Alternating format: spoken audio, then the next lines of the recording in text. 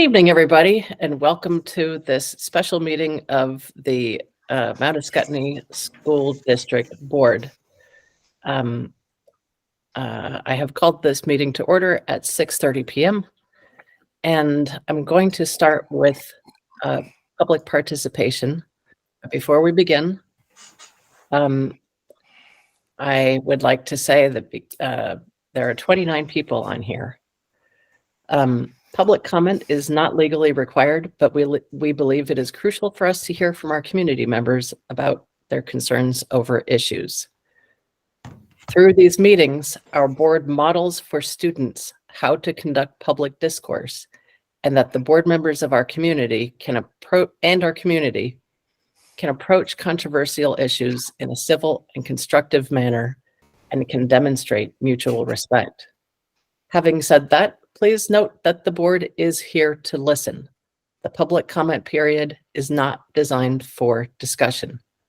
Please start by identifying yourself and what town you reside in. We ask that all speakers direct their comments to the board directly and not to the audience. Each speaker will have 3 minutes. Davis McGraw will be our timekeeper. No one speaks until recognized, no shouting or profanity, obviously. No questions or comments about specific personnel. On those matters, we ask you to go through appropriate administrative channels. No one may speak a second time until others have had a chance to speak. We will insist that all speakers and members of the audience maintain civility and respect any divergent views that others possess. Likewise, you may expect that any restrictions will be viewpoint neutral. Please do not expect the board to respond to your questions and comments tonight. We take your concerns seriously, and we want to have sufficient time to process and research issues if need requires it. We may respond at a future meeting or have an appropriate staff member get back to you at an appropriate time. I'm going to start with an announcement by Hudson Ranney. Hi, everyone. My name is Hudson Rennie, and I'm the student board member for the Mount School District. Windsor High School is hosting a walkout against gun violence this Wednesday at 12 o'clock p.m. So, we're marching around the town square to show support to end gun violence, especially within school systems currently.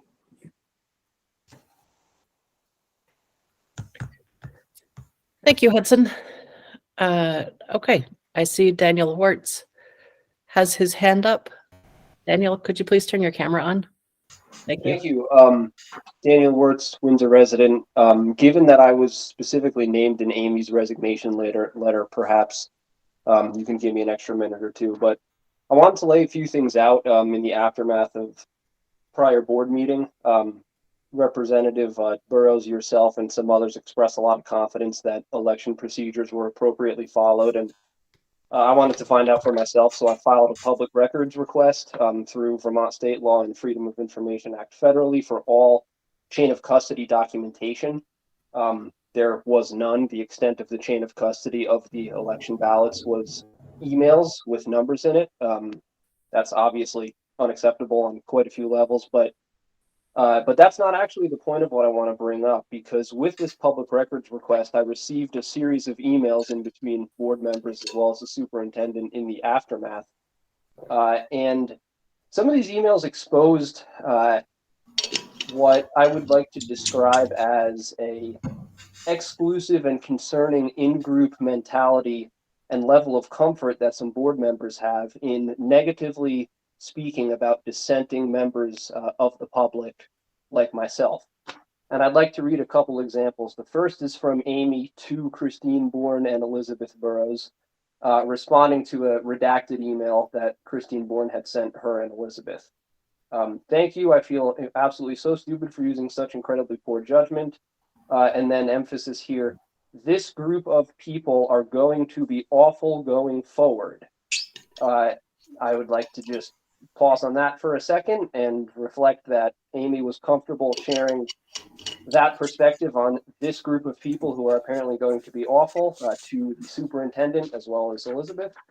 And then another email from Nancy Pedrick sent directly to Elizabeth Burrows, again, showing a level of comfort in conversation between yourselves behind closed doors very exclusively that differs from a lot of your public statements. Obviously, these people want to catch us in every little detail, but none of them came to the budget meeting. Are they interested in that? Skipping a line of sympathy about Amy, we are entering a whole new phase. Feels rather awful. It's a gotcha group of people who just want to catch every error of the board. But we have a strong group and we can weather your storms. A little bit more sympathy towards Amy, then a statement that we really haven't had contested elections before. It's always been sort of loosey-goosey with no surprises. We just didn't know that they are more concerned about the missed details than anything else. They are going to keep us on our toes, which apparently will be necessary. So I think that this deserves some response at some point pretty directly from Elizabeth, Christine, Nancy particularly. And maybe I should file more records requests going back further, perhaps around Tiffany Riley's firing, to see what other disparaging remarks have been made between board members about That's 3 members minutes, of the Daniel. public. Just like myself, expressing dissenting opinion, which you just said you are trying to listen to and respect. Thank you, Daniel. Does anybody else have a public comment? Misty. Could you Hi, please thanks. Yeah, sorry. I just could you had, please state your name and what town oh you're yeah, from? sorry. Misty Booten, I'm from Windsor. Um, I'm a little disheartened that this meeting did not have a public participation. I spend a lot of time in my community, and I actually was going for a walk tonight with my dog. I always walk around the block with my animals, and I usually end up having a conversation or two. And tonight I got flagged down by a resident, and they had me stop, and they pulled their car over, and they approached me and said, you know, that it was really unfair that there was no public participation and that you had to be on electronically or by phone. I hope this person is on phone right now. I don't know. I can't really tell. I know they were going to try to figure out how to be here by telephone. But I mean, a board that really preaches equality and equity, and to not allow a very important meeting like this to have public access is kind of against, I feel like, what you preach. Also, going forward, I really believe that Caitlin was 100% runner-up in this whole entire thing. And regardless of the reason that Amy felt she needed to resign, there's absolutely no reason that anybody else should be considered for this position. Caitlin did her due diligence of getting signatures to be put on the ballot. She campaigned. She had a significant amount of public that showed up to vote for her. And when the only comment I have off Daniel Wartz is, you know, we're not a gotcha group of people. I come speaking for several community members that are afraid to speak, teachers especially. And you know, it's kind of scary sometimes to talk to you guys, and I feel sometimes put out, and I'm nervous, but I come here not as a gut you, as a voice for people. And maybe you don't see us that way, and maybe you see us as a group of really unruly or gotcha group. I don't know. The comments were really disheartening, but that's not why I show up at these meetings. And it's kind of frustrating that our board would view us that way. But anyway, thank you. Thank you, Misty. Does anybody else have a public comment?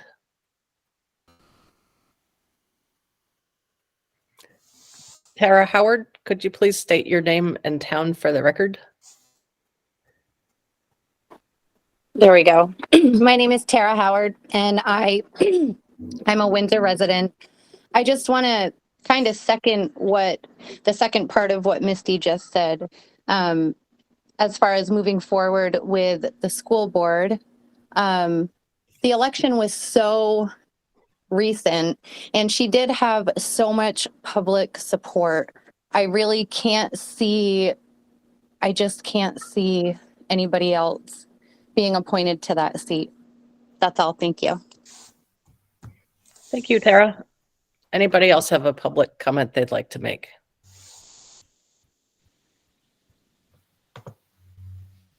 Colin Moon, could you please state your name and town for the record?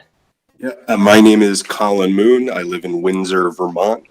I just wanted to briefly voice my support for the board's decision in finding an appointment that the board feels is appropriate and following precedent that has been followed for a while. I trust their judgment. I just want to voice support for that. Thank you. Thank you, Colin. Does anybody else have a comment that they'd like to make? Bill? I just want to quickly voice my appreciation for Amy McMullen, all these years of service, and the level of professionalism and the hard work that she put into being the chair of the board of the Windsor Southeast Supervisory Board, as well as the time that she spent as the chair of the Mount Scottney Board and as a member. That level of public commitment and service is, I feel, rarely seen these days, and is something that should be commended and applauded. Thank you for this time. Thank you, Bill. Does anybody else, we'll get to that in a minute, but does anybody else, Molly Madison? Yep. Could you Hi, please state your name and town for the record? my name is Molly Madison. I'm a Windsor resident. I just kind of want to, since my name was also mentioned in that resignation letter, I just want to clarify, because it does really make us sound like we bullied Amy into resigning, which was not our intention at all. I think Misty said it well, when a lot of people don't feel comfortable coming and speaking in front of people, nor do I actually. But we come here anyway. But I have no, Amy as a person, she's a good person. She's a neighbor of mine. It was never meant as a personal attack at Amy. It's, you know, in those emails that Daniel, I believe, mentioned, there's also, you know, you guys basically mentioned that you need to dot all your I's, cross all your T's. Well, you should be doing that from the beginning. And that was our point kind of with the election, the way it happened. It's not meant to make Amy feel bad or hurt her feelings in any way. So I hope it, you know, it may have come across that way, but this isn't about people's feelings being hurt. This is about right from wrong and how it should be appropriately handled. So I apologize if I hurt anybody's feelings, but that's not the intention. And I don't like being called out in a personal resignation letter as one of the people that spoke up, when many people feel that way. Thank you. Thank you. Does anybody else have something that they'd like to say?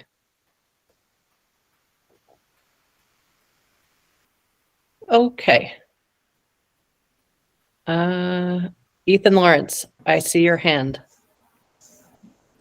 Hey, can y'all see me? Hey, how are you doing tonight? This is Ethan Lawrence. I live in Windsor.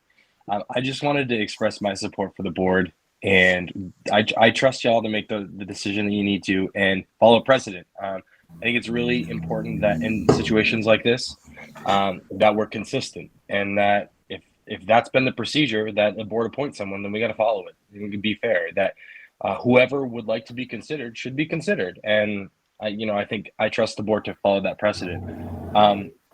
I also, hearing the emails that were previously mentioned, I would just disagree with the way that the board is being characterized there, as if they're maligning someone. It seems like they're expressing an opinion about how certain people's conduct are affecting them, right? It's not like they're still able to speak here, right? No one's being turned away. So I want to say that I really appreciate that the board doesn't pick and choose who's able to speak here, that everyone has equal time, there's consistency across perspectives, and that's really important. So I want to say thank you for that, and thank you for all your hard work, and thank you to Amy for her years of service here. Thank you, Ethan. James, I see your hand. Could you please state your name and town for the record? Hi, I'm James Aldrich. I'm a Windsor resident, born and raised. Uh, to go into the fact that someone resigned, was it a resignation? Was the person appointed first and foremost? That's the question. And if they were appointed, the resignation was because did they feel the election was unfair? Because I know as when I was a write-in, I could not work at the Windsor Rec Department where the election was held because that's where I work, but that's where I was trying to get on the ballot. So I had to remove myself. And then if you did you validate the election? And if the validation was handwritten, was there a vote in the meeting that we had previous? The other thing is, I do feel that Caitlin, she lost by 2% of the vote, like 15 to 20 votes. She did get all of her signatures. She, everybody, she was in the forums, and people know where she aligns in the school board. So in 3 weeks, really, what has changed with someone that would step in to the fact that why wouldn't they do this previously? That's all I have. Thank you. Thank you, James. As a point of clarification, Amy was sworn in before she resigned. Do you have another question? Yeah. Was the election validated by the board? That was the other question. I believe it was on the 13th. So the minutes, even in the minutes, it says that you never took a public open vote. So if that's the case, where I understand it, if there was no open meeting vote, then it's a violation of open meeting law.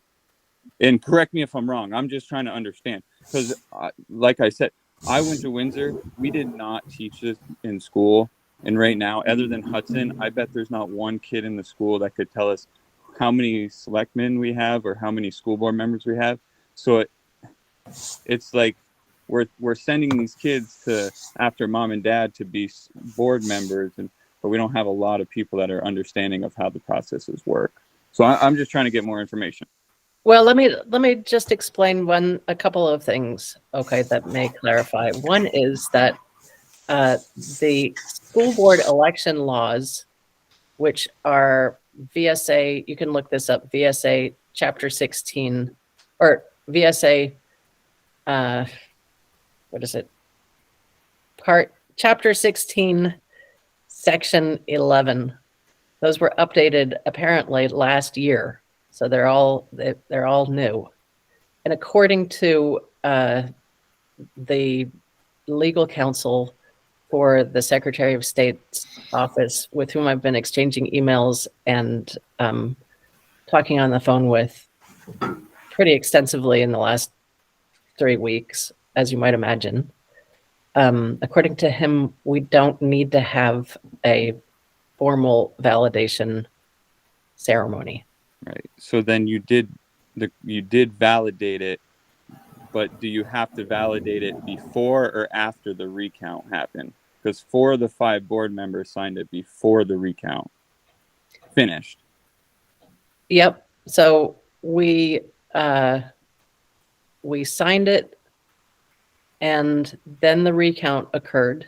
And then Nancy was the last one to sign it, and that was after the recount. Okay, I'm really not aware of the timing of the signatures, to be honest. Well, in all candor. That's what the board is there for, to follow policies and not, right? I feel like we're making it seem like there's a victim here when the victim really, we're not pointing that, we're just trying to make sure that it's happening right, not because it's right, if that makes sense. Like it needs to happen without us feeling like the victim. No one's a victim here. If you sign up for the board, you need to follow policies and procedures. So thanks. That's all I had. Okay. Bill, do you have something to add to this conversation? I'm trying to take my hand out. I'm not trying to talk to you. I'm not particularly sure if I have something to add. Okay, I saw you put your hand up and then take it back down. That's all I did. I was processing what James was saying, and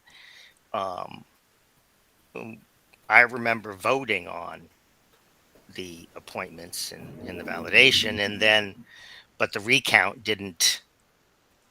But The anyway, recount hadn't taken place at that point. The exactly. meeting But was on the meeting was on right, the 13th, and the recount was requested either that day or the right. next day. And so the It took recount place. did not. In fact, the recount didn't change the outcome of the election. Right. David, I see your hand.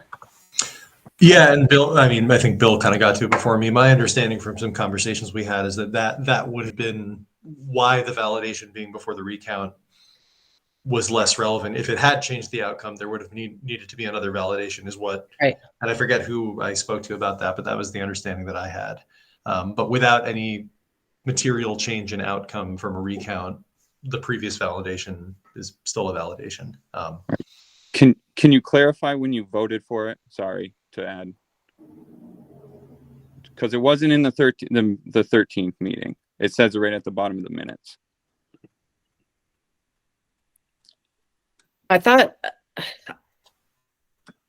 I will go back and look through my notes, but I'm not going to take the time from the meeting. No, that's fine. I was just. But I'll go back and look through my notes and make sure that we're square on it. Okay. I can even do that before the end of this meeting. I just don't want to, since I'm running the meeting, I don't want to take the time away from the meeting to look for it. That's fine. Okay. Nancy. Just a quick thing to be clear, I signed right away. For some reason, it did not show up. I have no idea when my signature was finally figured out and on. Okay. Thank you, Nancy. Bill? Oh, I see your hand. I'm just looking at the items for action for the 13th. It said election validation resolution. Christine Bourne read the election validation resolution. Discussion of further understanding of the statement. The document will be sent for review. Document attached to the 3/13/23 minutes after 5 of 6 signatures obtained. Was there a vote? No, and the reason there was no vote was that it was to protect the privacy of the vote. Right. And so the signatures, and I'd be glad to, signatures basically the accounted signatures as the vote. Yeah. Yeah. James? To my understanding, in order for a vote to happen, you have to do it in an open meeting. Correct? Correct me if I'm wrong. I promise you that by the end of the midnight tonight, I will get the answer for you to square with statute. Okay, promise. If If the vote, say it didn't happen, the vote didn't happen, then would she have resigned or would she had conceded? Because she couldn't have been sworn in, right? Question. I don't want to answer that question until after I've looked at the statute to be sure that we did it correctly. But okay. This is where people are concerned with. I was just going to say that the thing is that especially at that meeting, we would not have been sloppy with, not voting when we should have. I know that when Christine Bourne sent us the form to sign instead of having a vote, that was under the advisement of Mr. Isabel up at the JP Isabel up at the Secretary of State's office, because she was in close consultation with him about how to unsnarl everything. Right. To sign the papers, that's fine. I get that part, but do you still have to vote on it? So I know I'll move on. I'm just trying to square away what I'm trying to get answered. Sorry about that. I understand what you're asking. I do. Okay. And I will get an answer for you. And if you could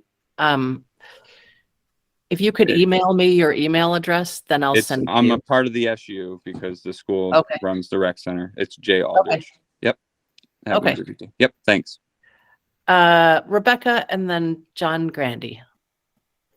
I just want to say that I did find a copy of the signing, and the signing was on 3/15, 2023 of the signatures. And it says on the bottom, it says, and now therefore it is hereby resolved that the Mount Scottney School Board finds and states that any errors, omissions, or defects arising from actions not conducted in accordance with Vermont statutes at the March 7th, 2023 annual meeting of the Mount Scottney School District were the result of oversight, inadvertence, or mistake. We therefore vote to validate the action of the qualified voters at the March 7th, 2023 annual meeting. Thank you very much, Rebecca. I appreciate that. John Grandy. Hi, yes, thank you. Can you hear me okay? Yep. Thank you very much. So I'm John Grandy. I'm a Windsor resident. I wanted to express my support for the board, and I also wanted to take the opportunity to thank Amy for her years in service, as others have done before me. I also wanted to point out that appointing the other participant in the election would be invalidating all of the people who voted for Amy. As there was a majority, slim, but a majority. And I believe that there are other circumstances that should be put into place in this situation. I think, some of it is actually stated in the law to do a special appointment or a special election or something like that.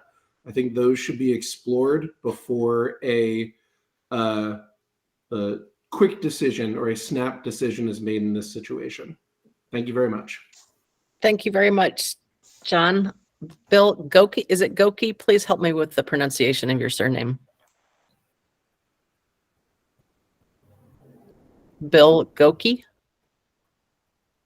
Goki?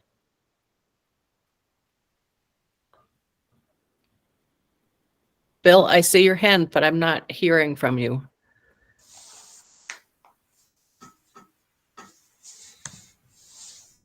James, I'll go to you, but I hope this is your last comment because you've really been hogging the comments.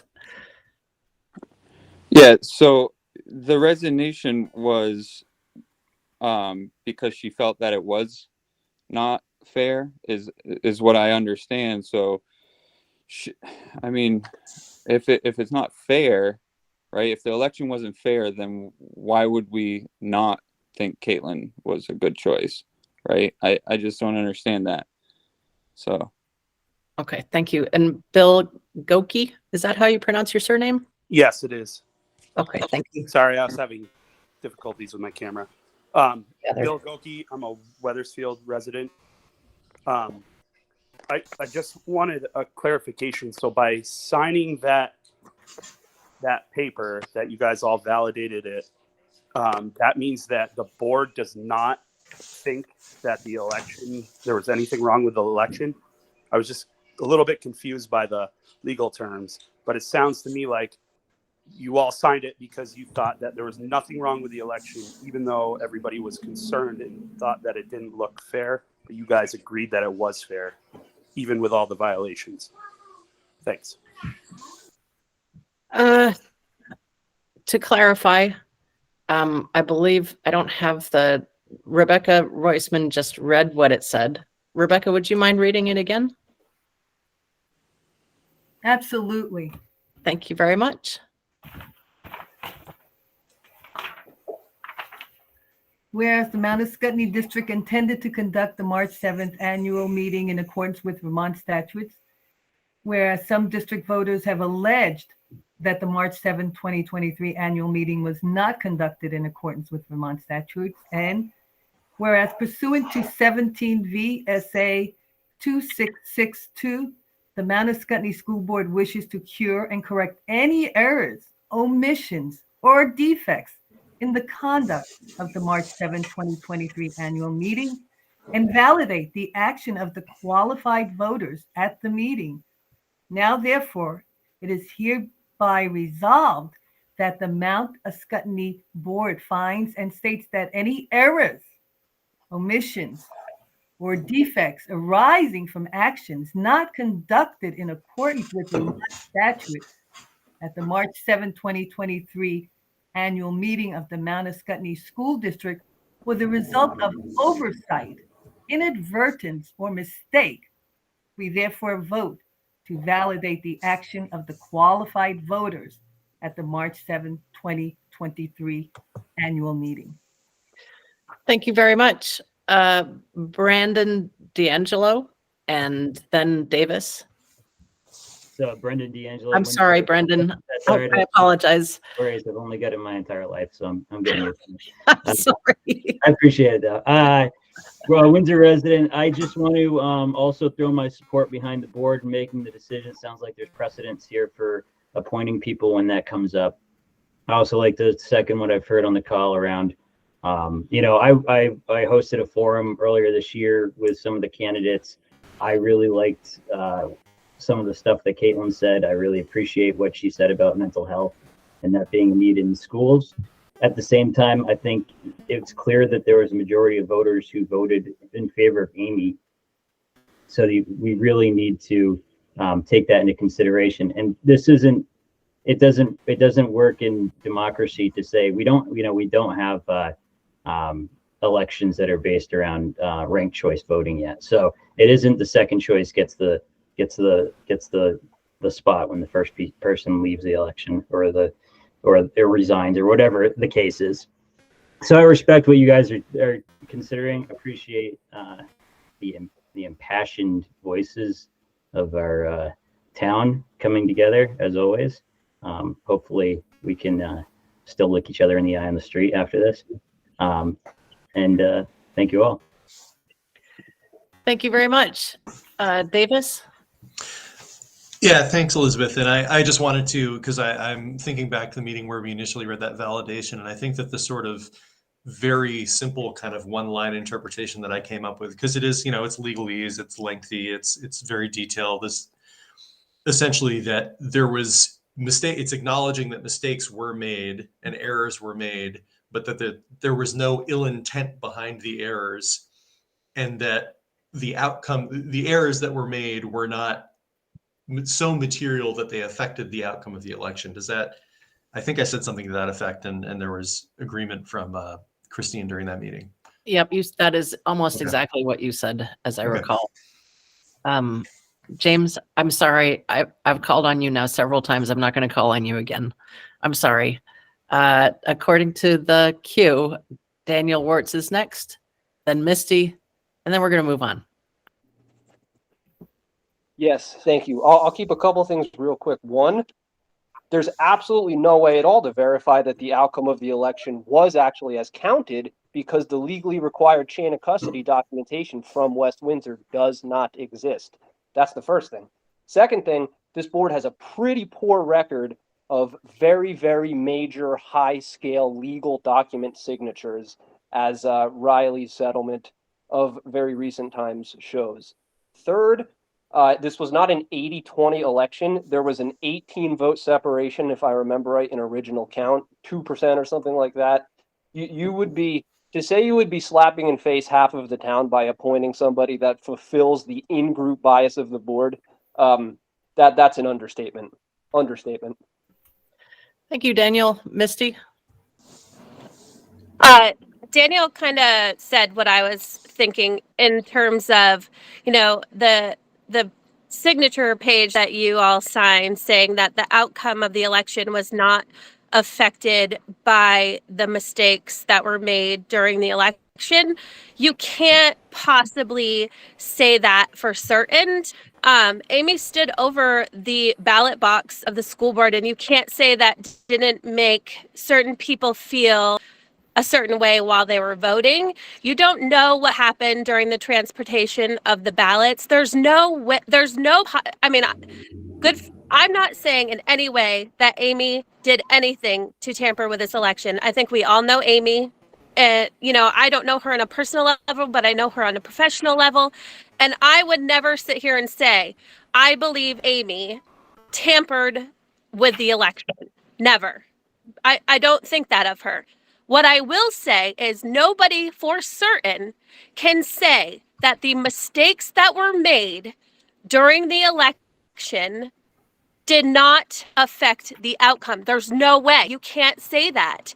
And by signing that document, it's almost like saying, okay, yeah, we know mistakes were made, but it definitely didn't do anything wrong. And that just that doesn't feel right as a voter. That doesn't feel right.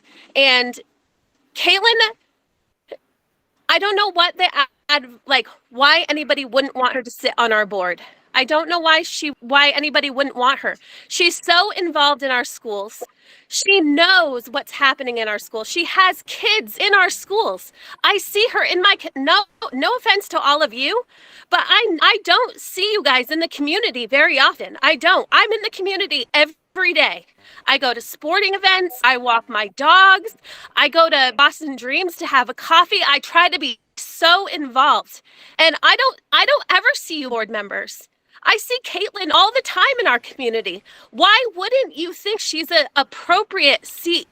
She has a voice that means something to our town, to our kids. And I just can't imagine why anybody wouldn't want somebody like that sitting next to them on a board who she went out of her way to get on that ballot. And I'm probably running out of my time, and I'm sorry, that's not what I'm trying to do. But I really hope that everybody thinks about this tonight, because she is an amazing woman. She's an amazing part of our community. She's an amazing mom, and she's involved. Thank you. Thank you. Annalise, could you please state your name and town for the record? Annalise Ennis, I see your hand.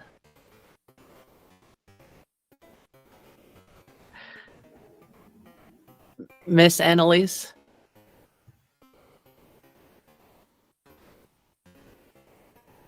Do you hear me now? Yes, I can hear you. We can All hear right. you. Mic problem. Annalise Ennis, Brownsville, Vermont. I just wanted to say thank you to Amy for her years of service for this board. I'm sorry that she felt the need to resign, but I also kind of wanted to point out is that in the count, she actually got more votes.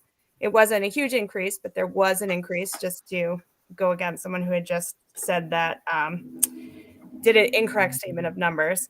And then the next thing is that I don't think that anyone is personally saying anything against Caitlin. I do agree that Caitlin would make a great member of this school board just because she is bringing a different point of view, and that she also has children within the school system. So I would like to remind people that when we think about our school board, it's not always as black and white as we think so. So thank you. Thank you. Bill, I am not going to call on you again. I'm going to move us on from public participation. Okay.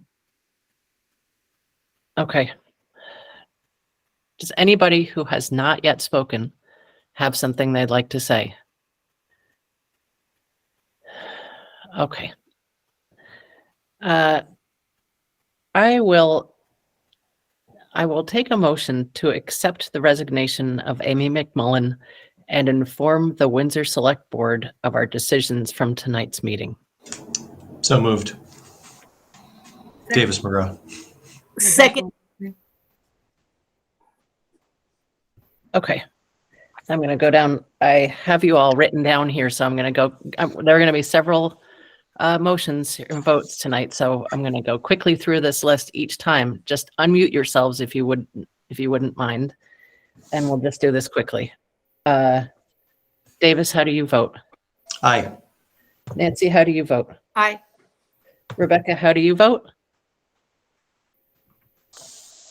Rebecca, you are muted.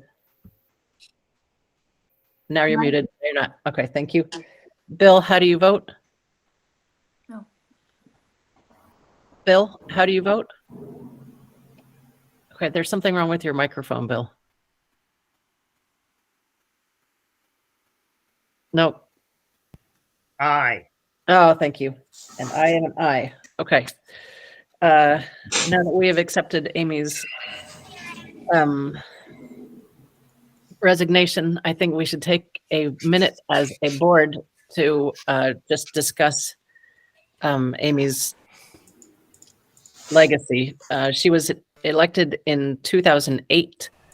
This would have been her 15th year on the board. She saw the formation of our supervisor union. She saw Windsor through the Act 46 process and the ensuing merge with West Windsor into the Mount Ascutney district that we have today. She participated in Portrait of a Graduate and saw it come to blend into the strategic plan. She has been our representative at the regional representative at the Vermont School Board Association for many years. Besides that, she has had a lifelong dedication to furthering education in all forms and at all stages. And she has been steady at the helm of the SU board, I believe, since its inception. And I would like to say thank you for all of the love, intellect, courage, and lifeblood you've put into this board and into our students. And we will miss your competency and your level of decision-making and your willingness to listen and take other voices into consideration and your earned trustworthiness. Does anybody else have something that they would like to say? Davis. Thanks, Elizabeth. And I mean, you covered Amy's extensive resume pretty well. The only things I wanted to add was that in the past, she was the school board rep for the Vermont Standards Board of Professional Educators, and I believe very recently was the school rep for the Advisory Council on Literacy at a state level. So I think it's important to point out that Amy was somebody who also connected us to state level educational policy and happenings on that level, which I mean, it's a lot of extra work. It's a labor of love. It's not something that you casually do. And I think I just want to, as the currently Hudson notwithstanding, the junior most elected member of this board, the idea of 15 years of service is hard for me to wrap my head around. I mean, I've been here for just about a year and a half, and it's a lot. It's a lot of. Sorry, I'm the one who's letting people in, so I'm going to keep doing that. Keep talking. It really, even a year and a half, it is a lot of work. It's a lot of responsibility. It is a lot of putting yourself out there and studying and really doing what you can to stay on top of what's going on and make yourself available for community members, because the representation that we provide is incredibly important. And I know that from my brief but substantive professional interactions with Amy, she took it extremely seriously and was always quick to provide resources and advice and guidance, and was very good in her role as the SU chair at keeping meetings as short as possible, although they did still tend to run long because we have a lot on our plate.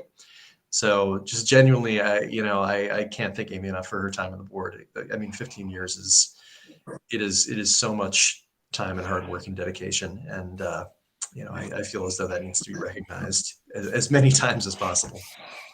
Thank you, Davis. Hudson, I see your hand. I just want to say thank you, Amy.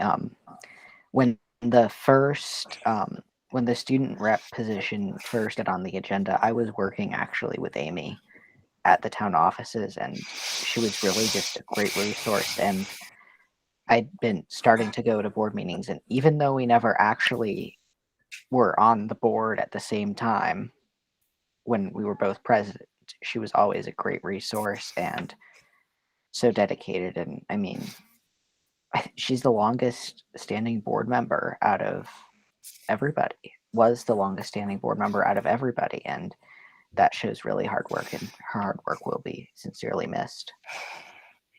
Thank you, Hudson. Rebecca, I see your hand. I also want to thank Amy for her steady hand, her ability to hear people and value what they have to say. Um, and and sometimes sense a very deep understanding of where they were coming from, and just really cared for the community. I've known her, and I've been in this community over 30, close to 39 years, and I've known her for a very long time.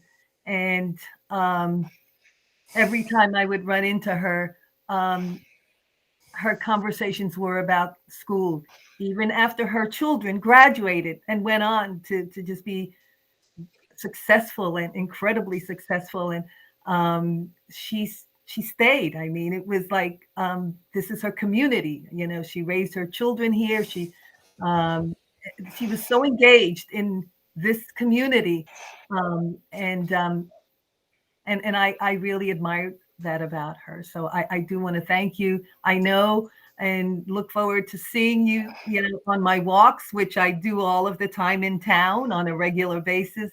And just thank you for your love, your dedication for this community. Thank you, Rebecca. Nancy, I see your hand. I would just like to second everything people have said about Amy, and she will be greatly missed. On the night that we spoke on the radio, it was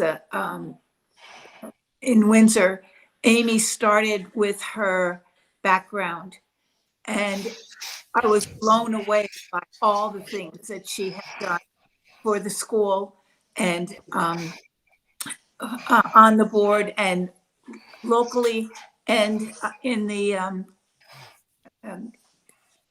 at the state level. And she never missed any of those huge meetings that we have every year.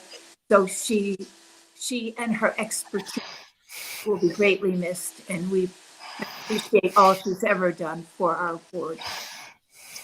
Thank you, Nancy. Bill? Not much I can add here, but one thing as a board member, I appreciate the opportunity to speak as a community member, but I really appreciated Amy's calmness in her ability to move things forward.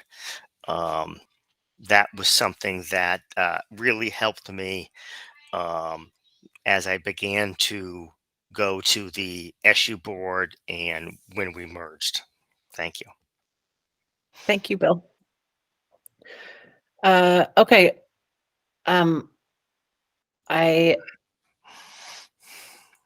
Bill, would you mind muting yourself? Thank you.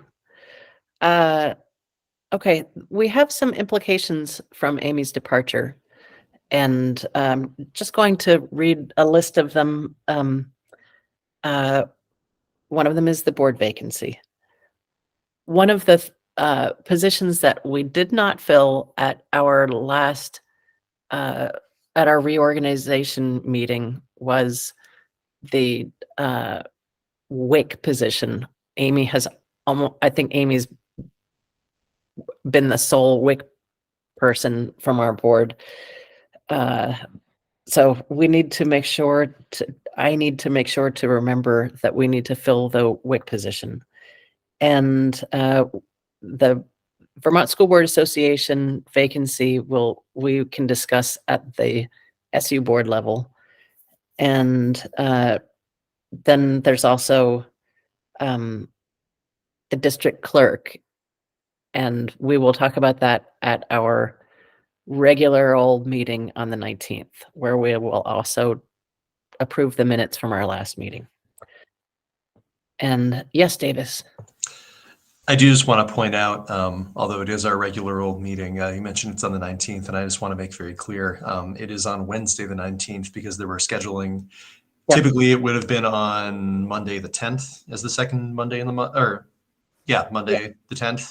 But that's during school vacation. And we didn't want to have to pull our administrators in for that. And then I believe there was another conflict on the following Monday. So just so folks know, if you want to attend and participate, it is on Wednesday the 19th. Yeah. And the other question I had about the WIC thing is that, will we be voting on that tonight, or is that for that 19th? No, I Okay. think we'll do that on the 19th. Okay. And we can have a kind of broader discussion about what I'd really like to stay honed in on the vacancy right now. Certainly. I don't want people to think that the vacancy comes with a WIC seat, if that makes sense. Because they might not want that obligation. Okay. So the next thing that we need to talk about is one of the Windsor people that's down to Davis and Rebecca or Hudson, being a person who can communicate to the Windsor Select Board on behalf of our board. Hudson? I will do it if I'm legally allowed to. Okay, that's a good point, Hudson. Thank you very much. I'm going to say let's skip you. Yeah. Okay. Yeah. Thank you for offering, though. Yeah. Davis?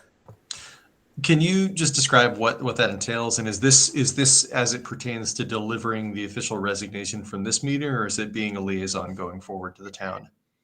It's not being a liaison going forward for the town. Okay. It is being for the purposes of this vacancy, being the person who contacts the Windsor Select Board.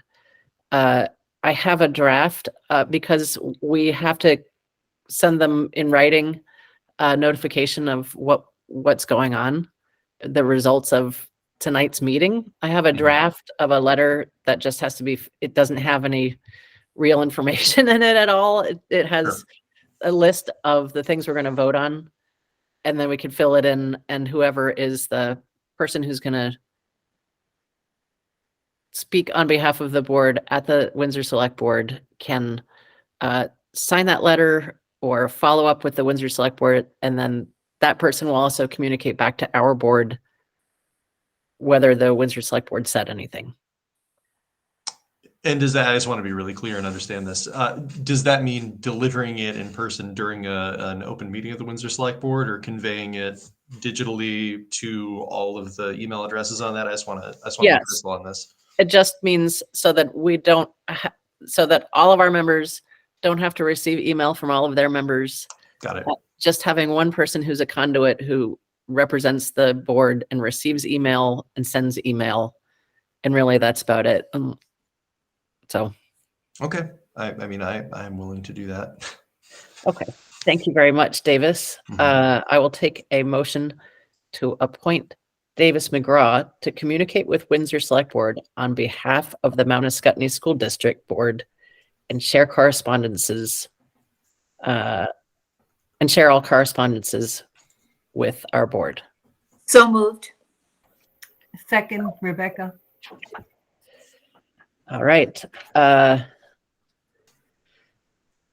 Davis, how do you vote? Everybody, could you please turn your microphones on right now? Everybody on the board. Sorry, Hudson. Everybody on the voting members of the board, please turn your microphones on. Davis, how do you vote? Aye. Nancy, how do you vote? Aye. Rebecca, how do you vote? Aye. Bill, how do you vote? Aye. And I am an aye. Thank you very much, Davis. I will share that letter with you at the end of this meeting.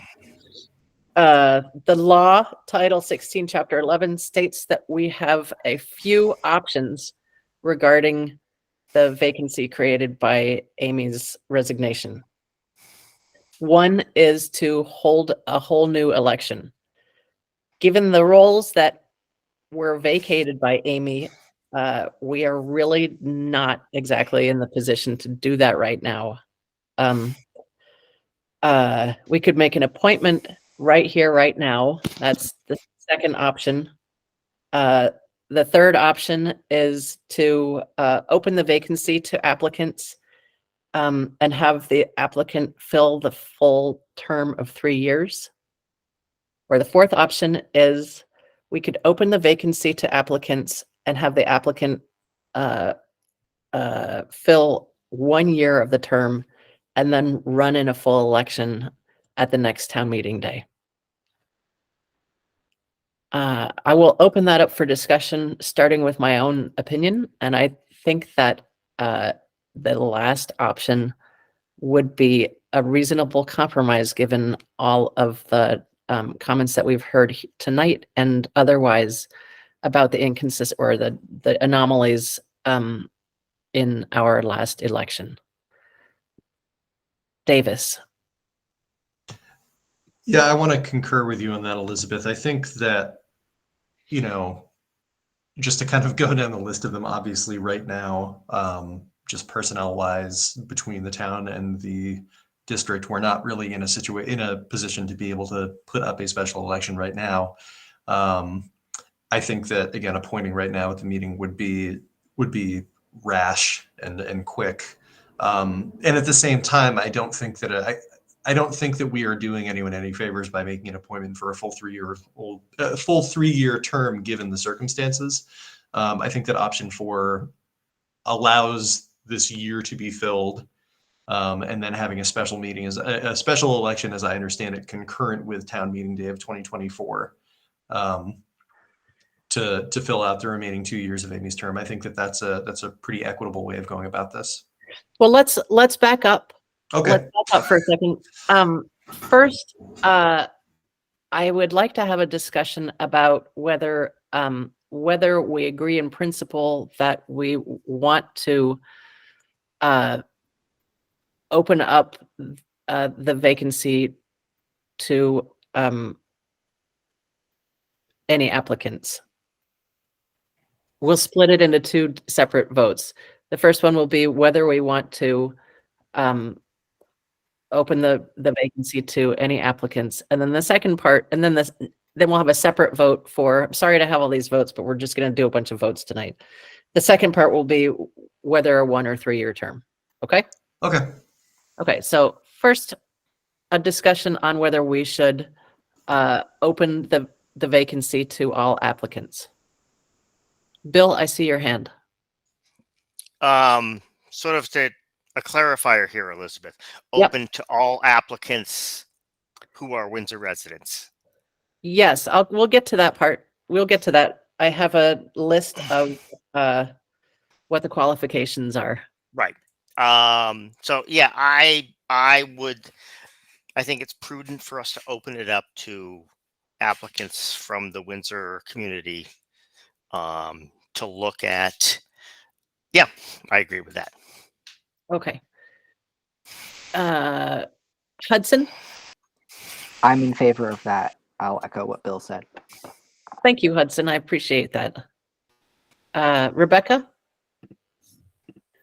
I think after hearing many people speak tonight, I think that we don't want to disenfranchise anyone. And I think that in order for us to really speak to all of the people that reached out tonight, and I thank them for that,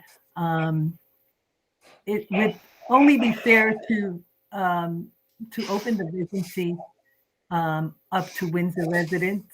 I'm in favor of that. Thank you, Rebecca.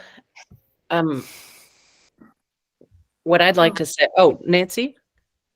Yes, I agree with what has been said, that it should be opened up. Thank you. And what I'd like to say in response to those here this evening who feel that because Caitlin did her due diligence and I and all of us board members know that it is not easy to get petitions signed, and it is not easy to run. And we understand that. But also, the reason that Caitlin was the only candidate was because everybody else who voted for Amy wanted Amy to be the candidate.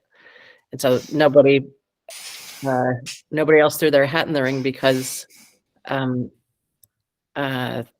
voted for Amy. So I don't think that leaving any other potential candidates out really would be fair. So I will, I'll take a motion to open the vacancy to any applicant who are qualified, any qualified applicants. Yeah, simply that right now. So moved. Davis? Second, Nancy? Okay, thank you. Could you please unmute yourselves? We're going to go quickly. Oh, Elizabeth, you were going to summarize I am. I'll get qualified there. candidates. I will. Shouldn't you do that before the vote, though? Okay. Hold on. They must be over the age of 18. They must reside full-time in Windsor, Vermont. They must be a registered voter. They may not be regularly employed by the supervisory union they serve or by a school district within the supervisory union. They may not be the holder of a simultaneous position as auditor, first constable, collector of taxes, town treasurer, town agent, or town manager.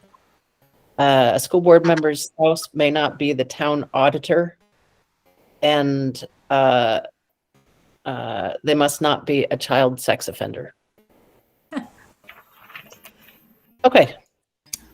Thank you. Let's see.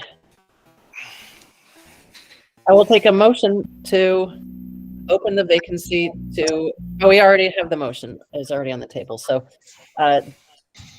Davis, how do you vote? Aye. Nancy, how do you vote? Aye.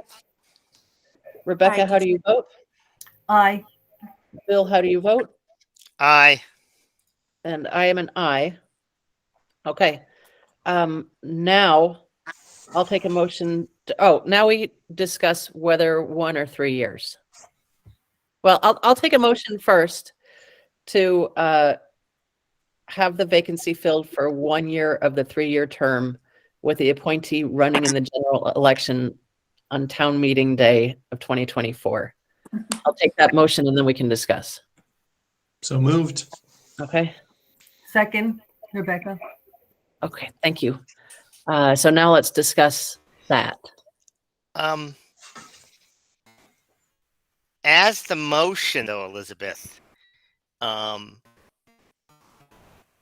saying that they will run after 1 year is kind of presumptuous, isn't it? They kind of, if they choose to run after 1 year. Well, yes, saying that the term is 1 year of the 3-year term. Yes, but that wasn't the motion, though. Okay. Your motion basically states that they will then be required to run after that. Okay, then Davis, would you like to withdraw the motion? Yeah, I withdraw my motion. Okay. I will take a motion to have the vacancy filled for 1 year of the 3-year term with the appointee running in the general election in the 2024 town meeting day election if they choose to continue on our board, on the Mount Escutney School District Board. Does that sound better? So Okay. moved. Okay. Davis, do I have a second? Second. Okay. All right. Unmute yourselves, please. Oh, wait, I'm sorry. We are now discussing whether we agree with 1 year out of the 3 years. That's a yes on this motion, or a whole 3-year term. Bill, I see your hand. regardless of the outcome of the appointment, I think it would be prudent to have this as a 1-year position and then have the voters of both Windsor and West Windsor. I'm not sure if that's widely known in Windsor, that voters in the both towns vote on the Windsor representative. And so having both towns have the opportunity to vote on who would move forward. Yep. Misty, I will call on you at the end after we have been able to hear from all board members.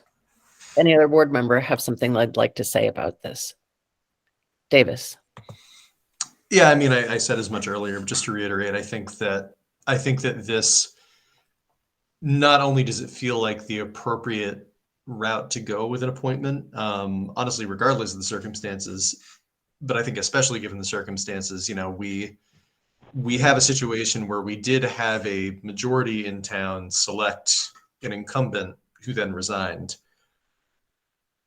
I think that opening up, as we chose to, make sense, but I think also allowing there to be that next sooner opportunity for the community to express their, you know, to articulate their interest on this issue. I would not want to wait 3 years for that. I think that we owe our constituents that opportunity. And, you know, frankly, a year goes by really fast. I know that a lot can happen in a short amount of time, but also, you know, time, as somebody who just spent 2 years in graduate school, like it felt long at the time, and looking back on it, it was just like that. So no, I think that that's a reasonable compromise here. And I think my understanding is that that's typically what we have done with appointments.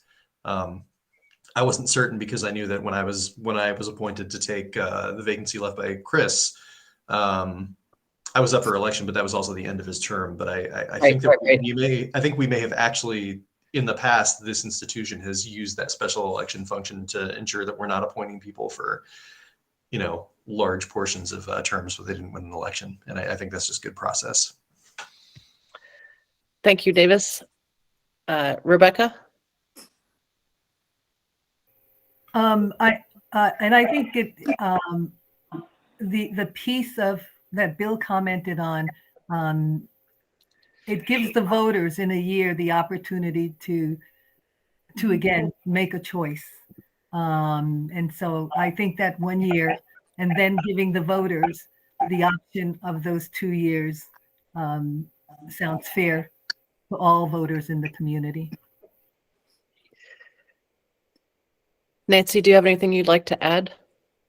I agree with what has been said, and a lot of people speak for me.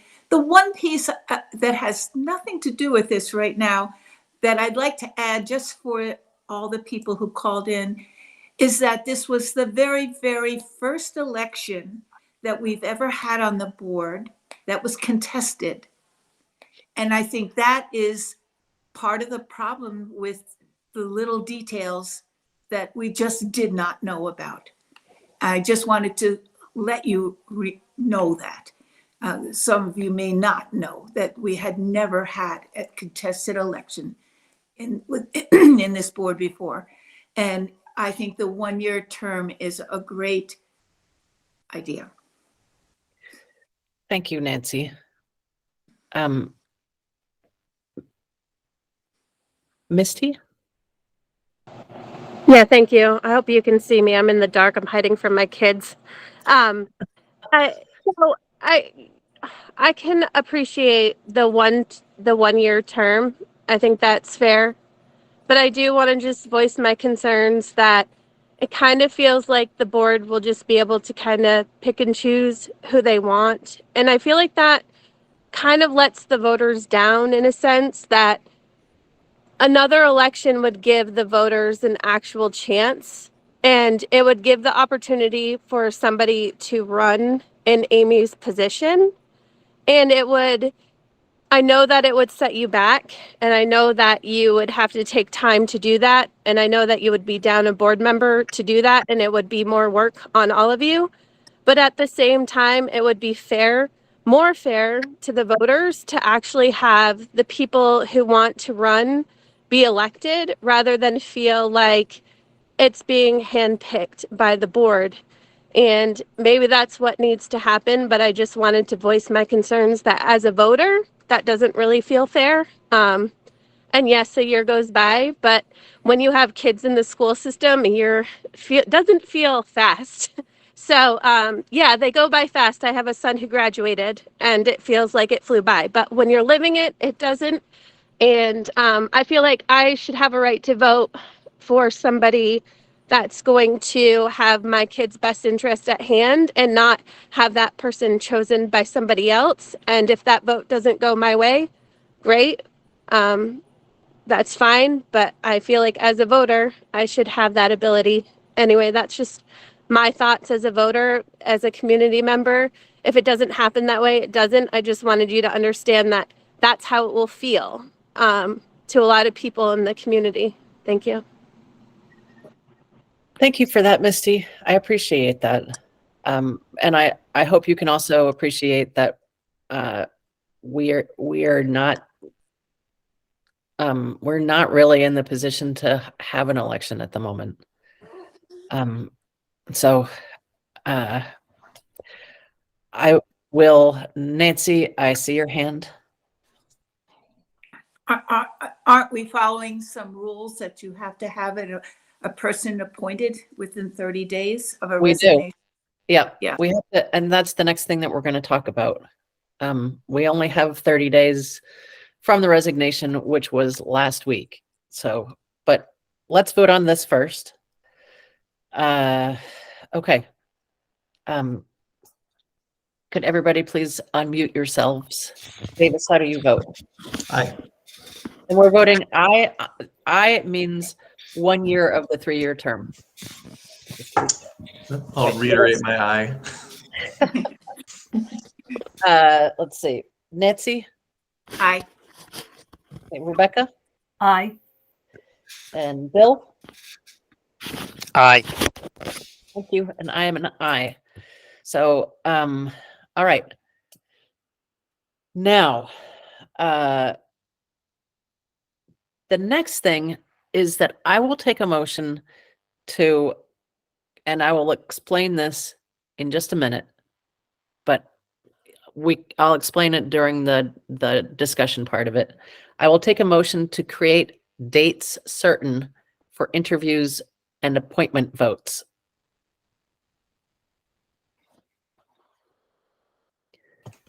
So moved. Second, Rebecca. Okay, thank you. Okay, so the time frame for doing a full candidate search, the date of Amy McMullen's resignation was March 27th. We have 30 days from that day to make the appointment. We have a deadline of today to inform the Windsor Select Board of our plans. And so, and also the deadline for the absolute deadline for the appointment of a new board member is April 24th, which is also the date of the next SU meeting. So we can't do it at the next SU meeting. Therefore, since that's a Monday, I propose first of all, the date for an application deadline 10 days from today at noon on April 13th, which is, I believe, a Wednesday or Thursday. It's a Thursday. Thursday. I propose that be the deadline for letters of interest. And then I think we need 2 nights for interviews. And I have 3 proposed deadlines for that, which is the 17th or the 18th or the 20th.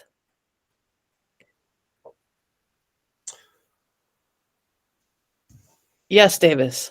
Yeah, my only thought on that, I mean, my question would be, is there a reason that we would not have the deadline be on that Friday the 14th? I know that days a day, but it gives that much more time for folks to kind of get their thoughts together. And Yeah, sure. That's fine. yeah, I just, I like Mondays and Fridays. It makes things easier. That's fine. Easier for folks to remember. Yep. Let's see.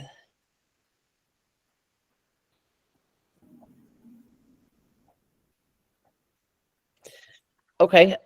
So noon on Friday the 14th. So then the 17th is Monday, and it's the day that there is a speaker at our supervisory union. However, we could have a meeting that night to interview candidates. The speaker is supposed to be very interesting and about mental health. And as you may recall, it's a speaker who's from Dartmouth, I believe. And so if you don't want to miss that, the 3 dates are the 17th, 18th, and 20th. And with our other meeting being on the 19th. So what do people feel about, because we have to have the approval meeting on the 21st. I mean, we can have the approval meeting earlier than that if we decide that, but we still need to interview all the candidates before that. Mm-hmm. Hudson, what do you think? I think we should just pick date. Do you have the 17th, 18th, and 20th set aside so we just, because we don't know how many applicants we're going to get. That's my point. Yeah. And just so we have those blocked off in our calendars, and if we need to, because are those meetings considered do we have to have warnings for those meetings? We do have to warn those meetings. The interviews, however, will be conducted in executive session. So nobody's going to show up public. Yeah, I mean, they could show up to say, good luck, candidates. Yeah. But that's really about it. There won't be any other business conducted during those meetings. You go, Nancy. I just wanted to say, I think Hudson hit the nail on the head. We don't know how many applicants we're going to have. It's good to have all those days, but we might not need them. And then having that day, one of those days, even if we don't need it, that gives us to have a discussion to kind of debrief. Yep. And we can also cancel if we need to. Yeah. Yeah, I was speaking up just to say, Hudson kind of took the thoughts right out of my brain on that one. I think particularly given the tight time frame, building as much flexibility into this as possible, I think is prudent. So if we do have those, because again, as Hudson, you noted, we don't know how many candidates we're going to be dealing with. It could be a very small amount. I could be able to look at them on one finger, or I might need all my fingers and toes. There's no way of really knowing that. So I think that putting aside 3 days to try to make sure that we can accommodate, because I would hate to have somebody apply and not be able to sit down with us. And I think that it's important that we make ourselves available as possible. So yeah, I would be happy to set aside, and I assume that would be an evening thing, probably after 5 or 6, or at our usual 6:30 time. Yeah, probably. Okay. Yeah, I think that setting aside those 3 evenings for that is the best way to go. Okay, just to put a point on it, just so that you're aware, that sets us up for meeting every day of that week. Yeah. Okay. I just want to, make sure you understand that. Okay. Then. Okay. Everybody, please unmute yourselves. We are now voting on that motion to create dates certain for interviews and appointment votes. And the dates would be for interviews, the April 17th, April 18th, and April 20th being reserved for interviews. And our final vote, which would be a public meeting, our final vote would be on Friday, the 21st. That would be, I think, a pretty short meeting, actually, but okay. Davis, how do you vote? Aye.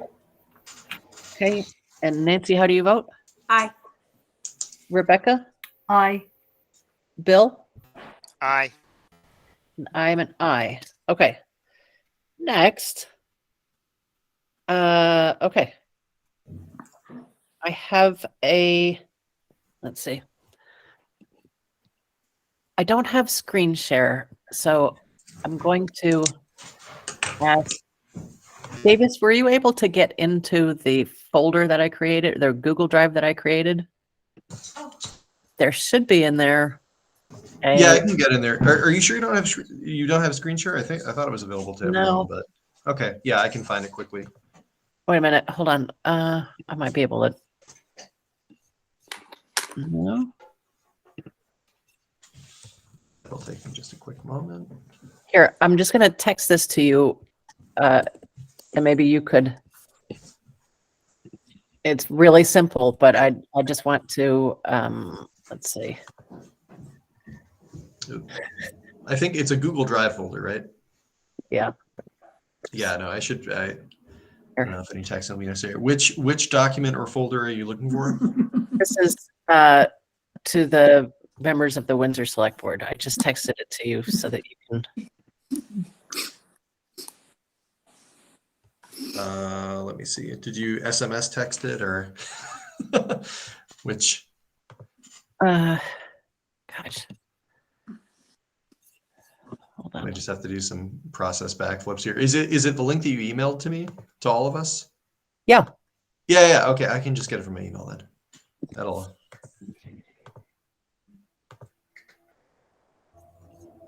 Okay. Now you know.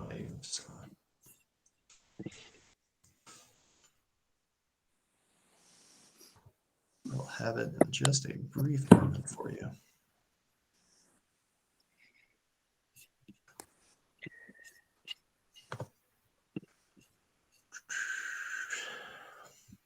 Oh, do you just need me to read this or screen share it or? Yeah, just screen share it if you wouldn't mind. Wait, let me just put it in a separate document.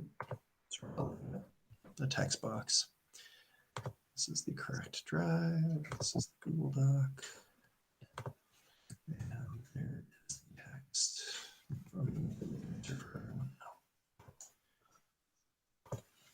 Excellent. All right, let me screen share this in just a brief moment. It doesn't actually say much of anything at all, Davis. Yep. Just make sure I'm sharing the right tab here. Okay. Okay. Everyone seeing that okay? Okay. Yes. So the next thing that we want to do is, let's see, do you have, yes, you do have the pen. We need to, shoot, I forgot to, well, this is pursuant to XXX should be the 16 VSA 11. Okay, and this is to inform you of our intent to fill the Mount Escutney School Board vacancy created with resignation of Amy McMullen, which was publicly recognized on 3/27/23. Following procedures discussed at our public meeting tonight, the following steps will be undertaken. Okay. 1, announcement concerning vacancy. We'll talk about that next. Okay. With a deadline of, what did we say? 4/14.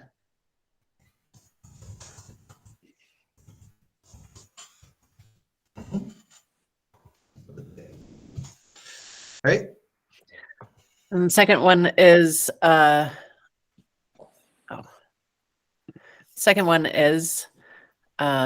advertise vacancy. Oh, well, I guess that is announcement concerning the vacancy. So the second one is interviews on the days that we said, which are 417, 418, and 420.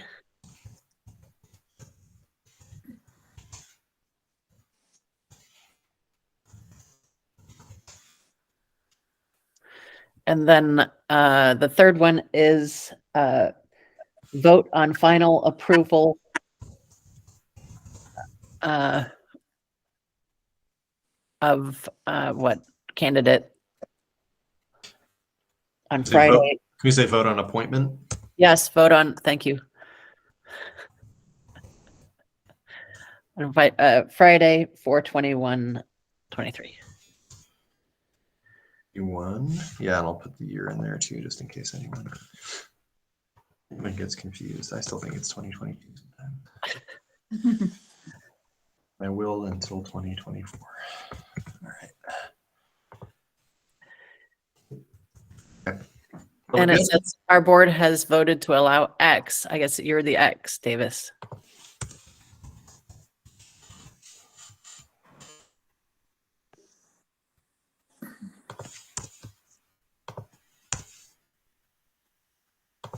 Okay.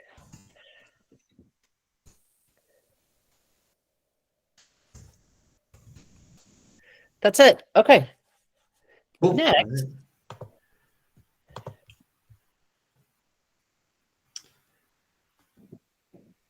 And Elizabeth, can I hate to do this, can I request like a very brief, like 1-minute recess? Yeah. Awesome. I will be right back.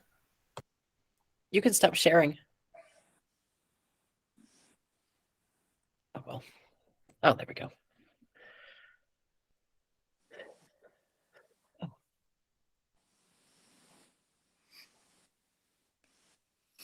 Oh. No, I can't finish my coffee. Nancy, would you mind muting yourself? Thank you. Yeah, Nancy. Bill. Okay.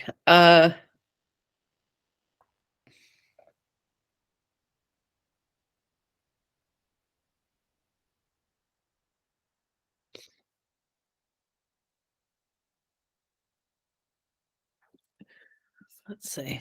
Next is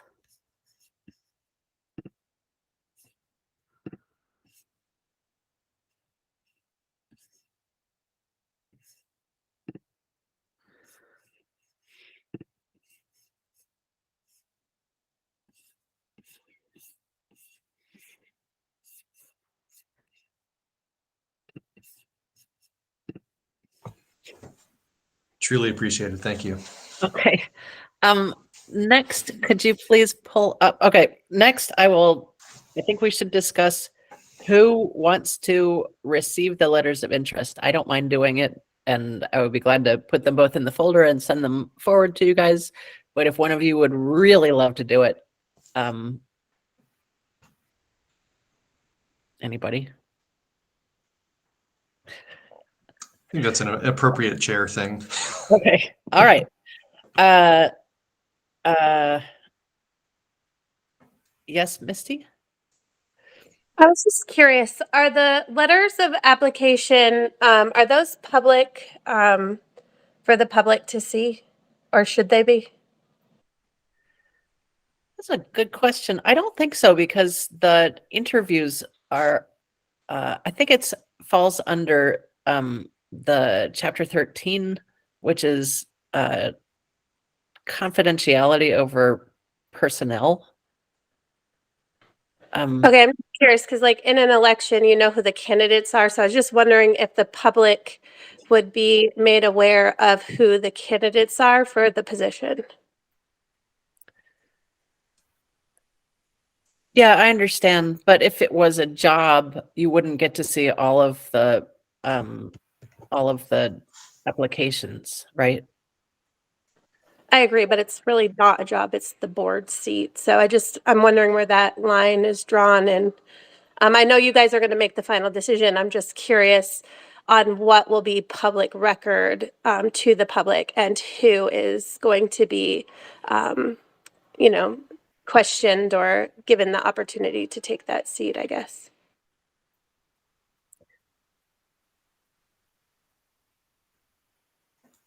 Okay, I'll tell you what. I will find the answer at the end of this meeting. Annalise Ennis, I see your hand. Is it potential that like there could be a bylaw where if the candidate was to say like sign something that says it's okay to release their name, would that potentially be an option? I will look it up. I'm not going to look it up while I'm running the meeting. I will look it up at the end of the meeting and make sure that that the public is aware of what I find. And we'll, if there's a decision to be made, we'll make it before we end the meeting. Okay, so we're not going to. I think that's just kind of my, and you don't have to rush on it. I feel like that was my question just going forward. If you could make us aware, if you're capable of doing that, making us aware of who is being, who's applying for this position and who, you're considering. Thank you. Yep. Shoot. Hang on, everybody. Sorry. For what it's worth, if I may, I applied for an appointment position a few years ago myself, and I don't think it was ever made public, but I don't see why it wouldn't be. That's an interesting point because it's a board seat. Thank you. Yeah, and Daniel, I can confirm too, having applied for appointments on 2 occasions, and neither of those were the names of the appointees made public. So, let's see. Is Justin Burrows? Are you here? Yes. Would you mind looking that up for me under I'll see what I can do. Okay, thank you very much. Okay. So I will take a motion to allow letters of intent to be sent to me, Elizabeth Burrows, and then circulated to the rest of the board. So moved. Second. Okay. Could everybody please unmute yourselves? Davis, how do you vote? Aye. Nancy? Aye. Rebecca? Aye. Bill? Aye. I am an aye. Okay. And now, Davis, I have a tab called MASD Board Notes on Filling Vacancy. Oh, that one I got right here. Would you mind sharing that? If it will open, hang on just a sec. There we go.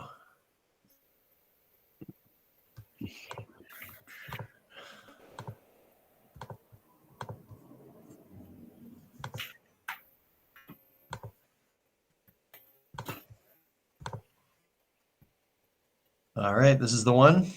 Yep. Everyone see that okay? Yep. Okay. Okay. So sketch it. Can you scroll down to sketch of an announcement, please? So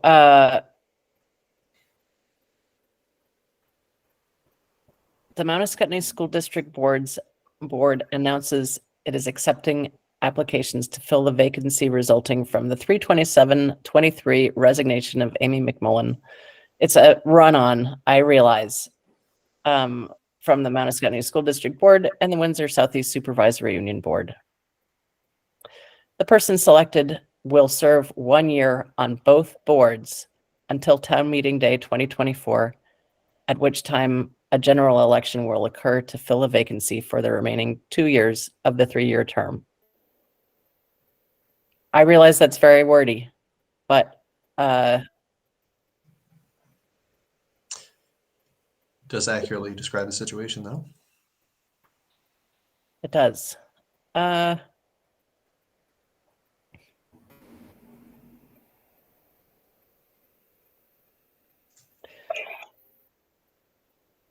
I hear someone? No. Must be over the age of 18. Must reside full-time in Windsor, Vermont. must be a registered voter. We already talked about these. Can you go down a little bit? Okay. What I'd like to talk about is the bold part underneath where it says, and answer the question of, what do you see as the role? These are just sample questions. I don't really care. These are just what I threw out as very simple questions to be included on letters of intent.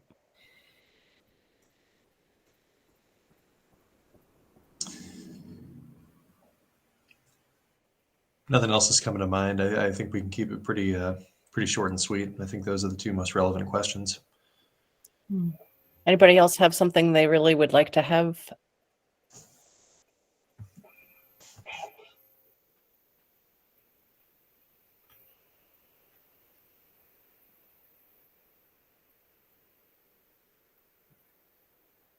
Or is there any other information that any of you would like to have included?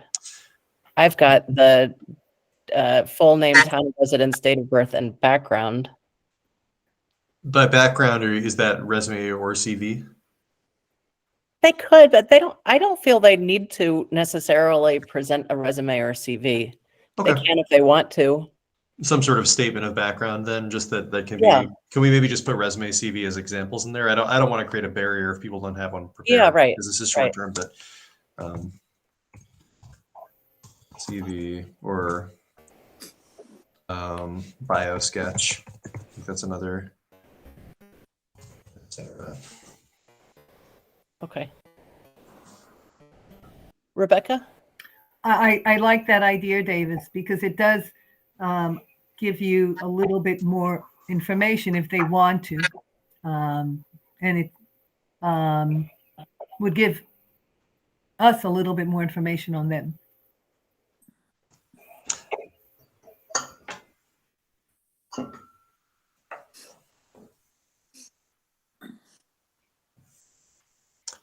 Anything else? Could you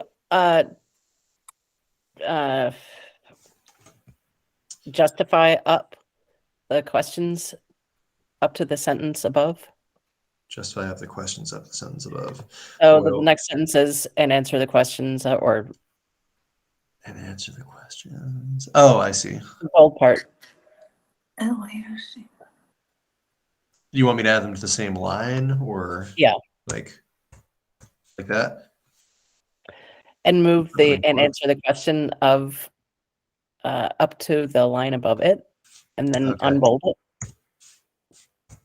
Like that? Yep. And You you want can me to- take off the bold. Okay, unbold those. And do you want me to put them just in quotes on the same line? Yeah.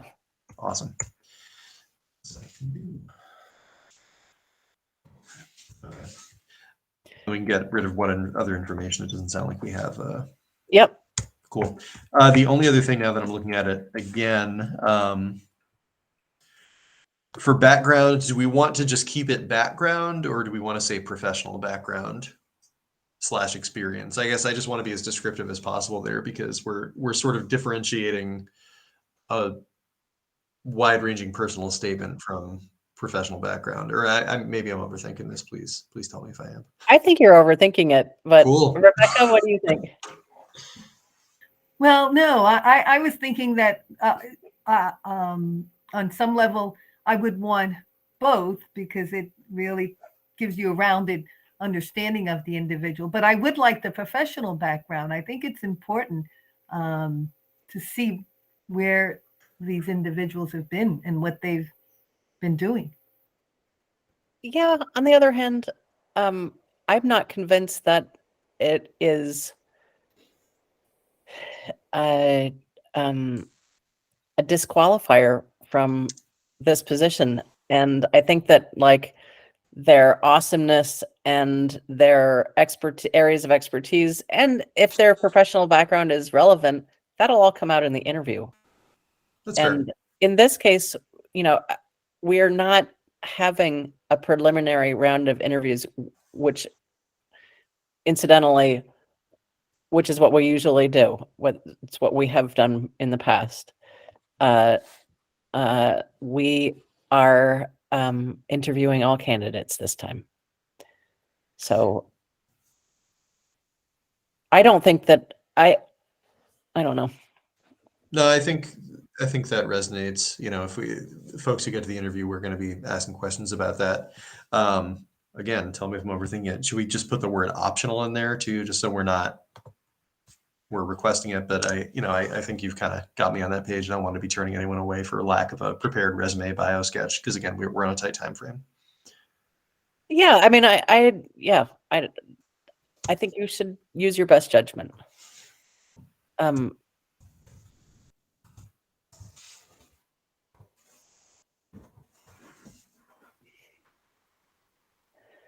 I certainly have known of school board members who didn't have much of a professional resume, but who were fantastic school board members. And Sure. so I wouldn't want to not have them apply because they didn't think they were qualified. Rebecca? I do appreciate your comment on not disqualifying them, and I have seen that happen where with individuals that are just fantastic, but what happens is we just zero in on that on certain things and don't acknowledge that they're more than just they've had more than just a professional life. So I appreciate that, and I wouldn't want to disqualify anyone. And there's all kinds of smarts, right? I mean, so you go, Nancy. Do you really think date of birth is important? They have to be over the age of 18, so I think that is relevant to the requirements. Could you please put the date of 041423 in where the X is? Yeah. Awesome. And right. above in the paragraph that says to apply. On X date. Yep, I got you. Okay. Does anybody else have anything else they would like to include? My last comment on this, I promise you, I think that because we've kind of come full circle on this, how about we just axe this whole thing and say any other materials that you would like to include, and maybe have the examples, just so we're not even. Okay. If the idea is to let anyone in, regardless of whether they include or not, we can just kind of have that like.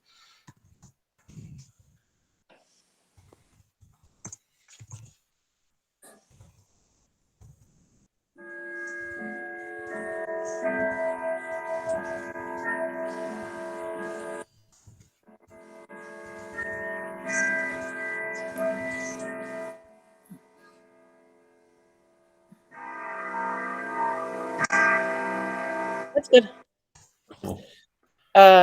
Okay. The next thing is the advertisement of this is the next thing on our agenda. I swear we're going to be done soon. Advertisement of the position. Now we have what we're going to advertise. I have somewhere, maybe is it lower down? Can you scroll down? No. Okay. I have where to advertise. I've got all school newsletters in our district from principals, teachers, and superintendent. I've got a district e-blast. I've got Tom Marsh's newsletter, physical postings, front porch forums, listservs, designated newspapers, and then so that's the planned list. But my question is, do we care about social media and putting it on social media? And yeah, that's it. And if so, which objects of social media? Hudson. Given the relevance of social media, I think it should be posted to the Windsor Schools Facebook and Twitter, and Alba Bridges and the SU Facebook and Twitter pages. I don't believe anyone has any of the schools have Instagram, but given the essence of time, I think that we just need to post on everything at this point, because I mean, we're really in a time crunch. Yep. Okay. Anybody else?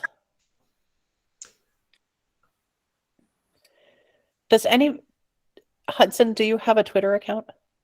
I do. Okay. Then we'll talk about you posting it on Twitter for us. Okay. Okay. Let's see.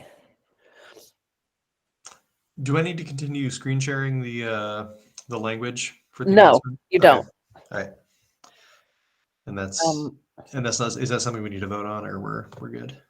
No, I think we're good on that. Okay. Yep. Let's see. And then I think I put under, all applicants will receive a response and have their information circulated to the full board. Responses from the board will include an interview date and resources explaining the roles and background of the Mount Scottney School District. That's the next screen share, Davis. I'm sorry. Don't apologize. That's what I'm here for. What are we looking at? This is the, where is it? Resources for prospective members. Yes. And that I have that in an email right here. It's not any, no, use the tab if you would, because I've added to it. Oh, no, I mean, you linked it in an email, so I have Okay. that. And I will have that on the screen just a moment for y'all.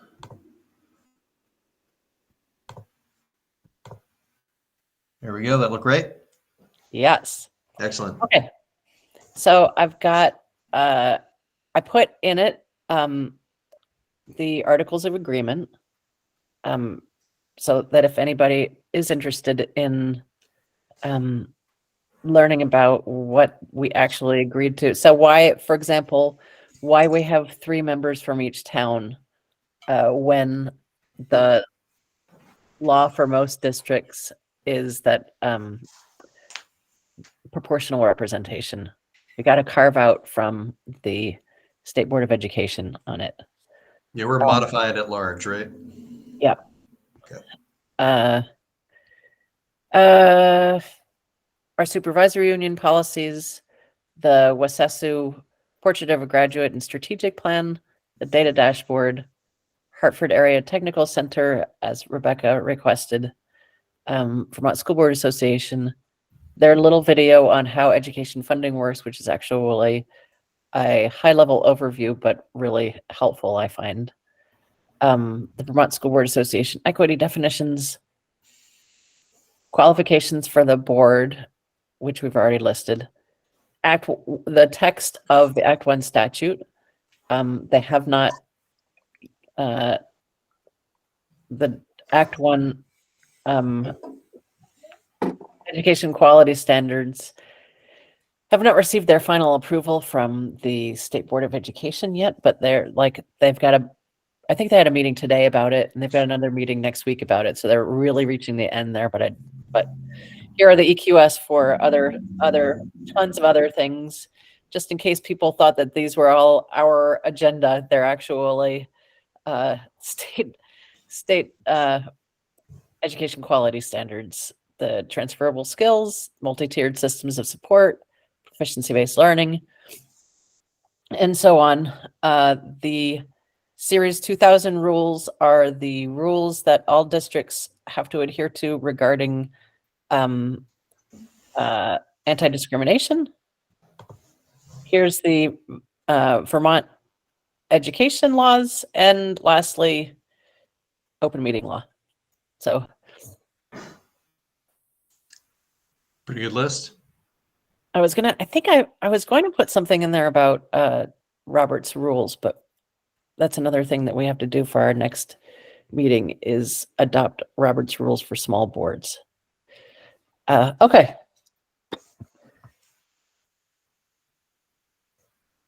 I'll take a motion to enter executive session. You can stop screen sharing, Davis. So moved. Second. Okay. All right. Davis, how do you vote? Aye. And Nancy, how do you vote? Aye. And Rebecca, how do you vote? Aye. Bill, how do you vote? Aye. And I am an aye. Now, before we end, just for those who are waiting for answers, we will come. Everybody except us has to leave right now, but we will come back at the end of executive session, and all of those questions that I promised to have answers for, we will answer, and then you can watch the video to get the answer. Does that sound okay? Point of clarification, Madam Chair. Yes. Mike Donahue from the Vermont Standard. I think I heard the motion to go into executive session. It didn't state a reason as required by meeting law. Thank you. It was on the agenda, and it was, let me find the agenda.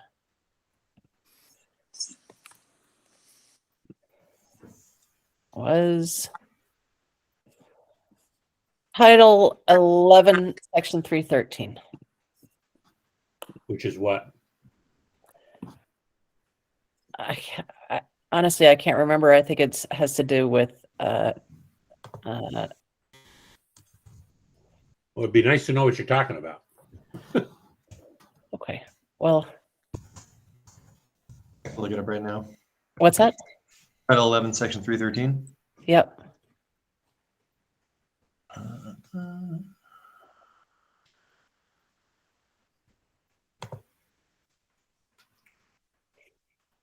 All right. This is just Vermont statutes online, general provisions, Title 11. Is this executive session? No public body may hold an executive session if the public is excluded by the affirmative vote of 2/3 of its members present. Does that sound like I'm starting to read the right thing, Elizabeth? It's fairly lengthy, so. I think so. Wait a minute. Title. Yeah, you're in the right area, but there's specific reasons like contract talks and things like that. Yeah, it's going to be A1 something or A something. So here, you want me to screen share the statute, Elizabeth? Sure. Awesome. Thank you. Yeah.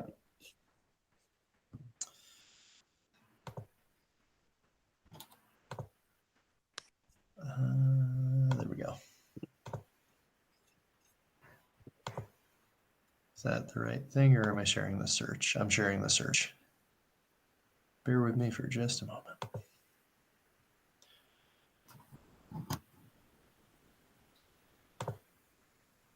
Oh, here it is. Number 3, the appointment or employment or evaluation of a public officer or employee, provided that the public body shall make a final decision to hire or appoint a public officer or employee in an open meeting and shall explain the reasons for its final decision during the open meeting. So I think. So is this a school board position you're talking about, or the school clerk job, or what? We're planning to talk about the school clerk job at our next meeting. So what haven't you talked about tonight that you have to go into executive session for? I was going to have us talk about what questions we would like to ask during the interviews, as the interviews are also conducted in executive session. And could you point up where that is under the law that they're, because I'm familiar with a lot of interviews that have been conducted in open session, and actually not only the interviews but the actual discussion of people. As somebody said, this is like somebody voting. You throw your candidacy out there, you tell people where you stand, and people support you or they don't. And this seems like somebody thinking you're doing it behind closed doors and not letting people hear what the answers are. So looking at the statute, and I'm reading, this is just read the whole thing. It's 11, 313, 1 So 11.3.13.3. So the appointment or employment of evaluation of a public officer or employee, provided that the public body shall make the final decision to hire or appoint the public officer or employee in an open meeting and shall explain the reasons for its final decision during the open meeting. So in my experience, we've always made the final vote after an executive session. That is correct, but I think that that's what that outlines.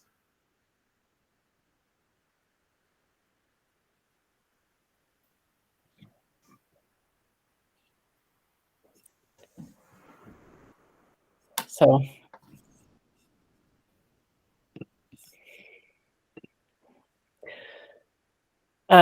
does anybody else have an opinion on whether we should go into executive session?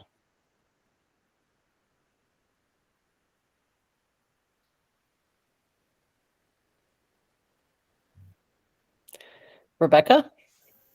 Well, I don't think that if we have a meeting online about the questions, which we need to have, that means we would need to have a meeting. And so to go into executive session and discuss those questions are, I think that's worth having a conversation about in the executive session.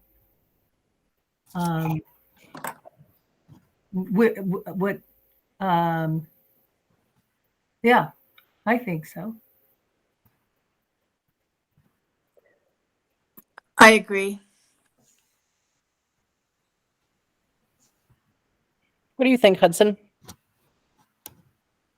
I also agree, as we're not gonna, I mean, in a way, this is kind of an employee evaluation. You're not gonna evaluate an employee publicly. We're talking about the appointment of a school official. I do think it should be done in executive session. Thank you, Hudson. Bill, do you have any thoughts? Hudson said it perfectly. Davis? Yeah, I mean, insofar as every other time that we have discussed personnel or questions for in-use and that kind of thing, it is routinely done in executive session. I think that that's the way we do it. Yep. As a matter of fact, when we evaluate personnel, we always talk about the questions for the evaluation in executive session. I wanted just to add, does on the advertisement, do we need to explain that the person who is appointed is also a member of the SU board? I did put that in the advertisement. Great, good. Yep, that the expectation is that they would serve on both boards for a term of 1 out of 3 years.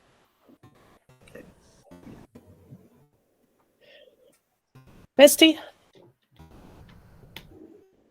I think I'm really confused just on, you keep saying personnel, like you're hiring personnel, but this is much different because you're appointing someone to the board. And I feel like that's much more public than appointing a personnel, like a principal or a teacher. You're appointing somebody to that represents the public. So I guess I personally don't understand why you would need to do that behind closed doors when elections are very much public. When people run, they are put in front of the public to go to forums and answer questions publicly. So I feel like, I guess I'm also confused. This is not hiring personnel. This is filling a seat on the board and where that line's drawn. Thank you. And let's see, Molly? I was kind of curious on the similar aspect. Just I mean, this was originally an election where the town votes on the candidates, and so why does the board get to kind of do things behind closed doors? Why can't the public hear the interview questions that you want to ask and kind of hear that? Why can't the public hear all that, I guess? Thank you. Annalise? I think it would be important to reflect on the fact that there is some form of distrust in the terms of how the voting went down in the first place, that it would be very important for as much transparency to be possible for this, to make sure that everybody is feeling like voices are being heard and the right candidates are coming to the table. Agreed. Yes, Bill? I would like to point out that I think it would be important that if we decide to have the interviews public, that we don't do it in a online forum. We are not going to have public interviews. That turns it into a completely different dynamic and an unfair dynamic. When people vote for a candidate, they do it in private. People don't publicly vote for a candidate. While candidates do have interviews, this is not an election. That's next year. This is something where if a person wanted to come to So Elizabeth, are you responding to me? No, I'm just getting flustered and I apologize. Okay. I can't even remember Because what I am not advocating that we do public interviews. I would prefer to do them private. I don't think it would be fair to do public interviews. Because it is not an election, and the fact is that I don't think it is. But my concern, and why I brought that up, my concern is that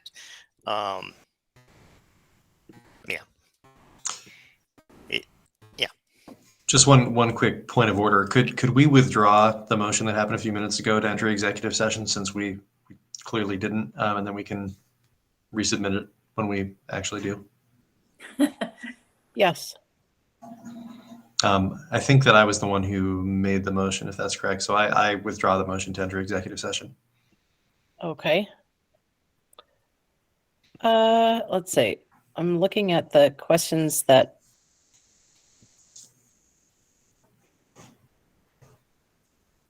we haven't even decided on these questions, though. These are just the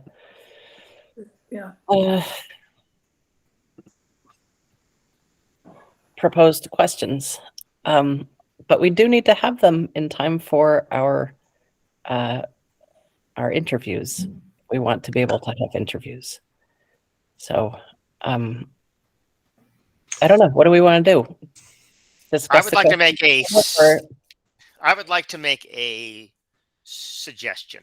When we were creating superintendent interviews, we had a Google Doc between us in which we threw out suggestions on the Google Doc and then voted on them. I don't know if we have the time to do that. We did not do it that way, Bill, because that is contrary to open meeting law. We cannot have a shared document that everybody chips in on. That's okay. Thank you for clarifying that. Yeah, because we were a committee, not a school board. So I was going to say we did, but it was because there wasn't a quorum of the school board. It was committee work. And yeah, exactly. And I have been really careful about the documents that I sent you about tonight's meeting are all read only, so that you couldn't do exactly that. Could I propose something and see how people are feeling about it? Because I think in the interest of transparency here, and we are going to do these interviews, I know that it's permissible to enter executive session and talk about questions, because I know that we have done that in the past when we've had a quorum of this board. Would it make sense to enter executive session, take some quick time to mull over the questions, and then when we leave the session, let people know what the questions, like the full list of questions, that it will be, these are, I guess I don't really see the disadvantage of doing that, so that. Well, to my mind, the disadvantage of doing that is that the person being interviewed will know all of the questions in advance of the interview. And I don't think that necessarily makes for a robust interview. They could just write out the answers and send them to us instead of interviewing with us, for that matter. That's my opinion. Rebecca? Okay. Yeah, that really does concern me, because when someone is coming forth for any position, whether it's a school board position or it's a professional position, they don't have the answers. I mean, we've given folks resources, information on the things that school boards are engaged in, and you want to be able to have a conversation with them where they don't have the answers written down, where they can, where you can experience their ability to think critically about situations themselves. So I'm not, the whole idea of giving people the questions, we're a school board. We don't give the kids well, some schools, I mean, there is a way to do that, but you don't give the students the questions. You try and give them an idea of what is it that they're going to be asked about, but you don't just specifically give them the question and say, okay, what's the answer? Yeah, and that's for a fact test. This is not about facts. This is about capability and personality more than facts. Let's say Bill, then Annalise, and then Hudson, and then Molly. I'd like to push the motion to go into executive session. We have things to finish. Annalise? I'd like to suggest that maybe before you go into executive session to get these questions, is to maybe ask some of the parents who are on this call to potentially give questions that you could kind of like mull over. Sure. Okay. That's a great idea, Annalise. Thank you I for like that. that. That's good. Hudson? I was going to actually suggest something similar to Annalise. Like if you have questions that you want the board to ask candidates, just can they email them to you? Yeah. Yes. So I think that's something. Does there need to be a motion? Does somebody have to make that? I don't think so. Okay. Does everybody agree that that's a good idea? Does everybody agree that we should incorporate questions from community members? Yes. Okay. Cool. Yeah, that works for me. Okay. Hang on, everybody. I'm just writing down. And Molly? Hi, thanks again. I agree. I think there needs to be as much transparency as possible. And I understand you guys want to probably close this meeting, but I think Caitlin is more than qualified for the position. I understand, there were 2 names on the election and Amy has resigned. And Caitlin is more than qualified. I get that she probably has to go through the whole application process as well, but I hope that you would strongly consider her application the townspeople really think highly of her. She's a great community member and we've already raved about all that, but it just seems like it's, again, as transparent as you can be, but it seems like you guys get to choose ultimately. Just you board members here get the final say. And I don't feel like that is, I don't know, something doesn't sit right with that. Thank you, Molly. Misty?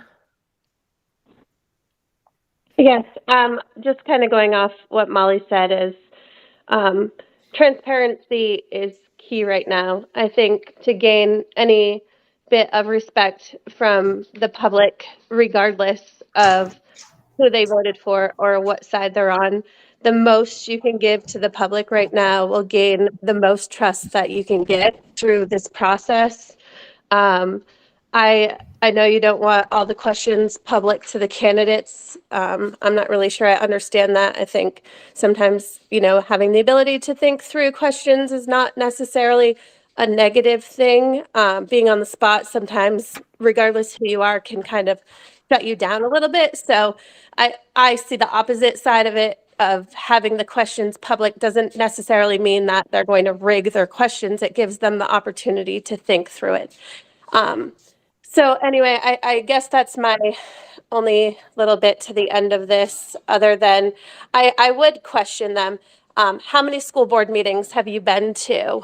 How invested up until this point have you been to in the Windsor School? I think that's very important. Have you come to meetings? Have you voiced your concerns?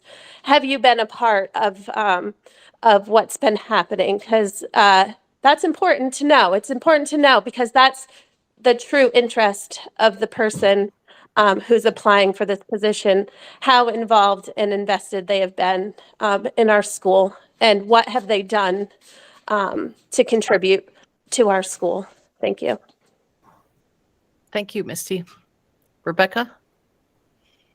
And I also want to say that, well, we'll talk about, questions, but we also want to know what people have contributed to our community, because you have a lot of folks who have contributed to our community, to our library. Our taxpayers contribute to our schools for sure. So yeah, I really appreciate what Annalise recommended and suggested. It does allow the voice of the community in places and spaces that they can't necessarily be. Yep, I think it's a great idea. Thank you for that, Annalise. Do we think that we need to vote on that just to have a public affirmation of it? Can I just make one suggestion for clarification on it, just so we're really clear that we are not collaborating and vetting those questions as a group out of the public eye?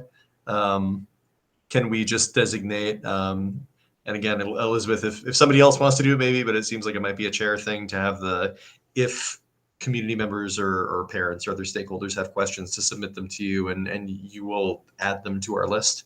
Does that make sense? Yeah, absolutely. Yes. Because I know we can't have our say on them out of the public eye, but right. Should I? Do you think we need to have a motion about that, or no? Okay. I don't think so. I think that's just acknowledging that that's our processes. That's good. Okay. Thank you. Yes, Caitlin. Yes, thank you, Elizabeth. I just thinking, like, I know that you guys had mentioned before that, other Caitlin, other if you're boards- saying something, we can't hear you. Oh, no, can you guys hear me now? Yes. Okay. So I know that you guys had mentioned Can you that. hear Caitlin? I can't hear Caitlin. Can you hear me?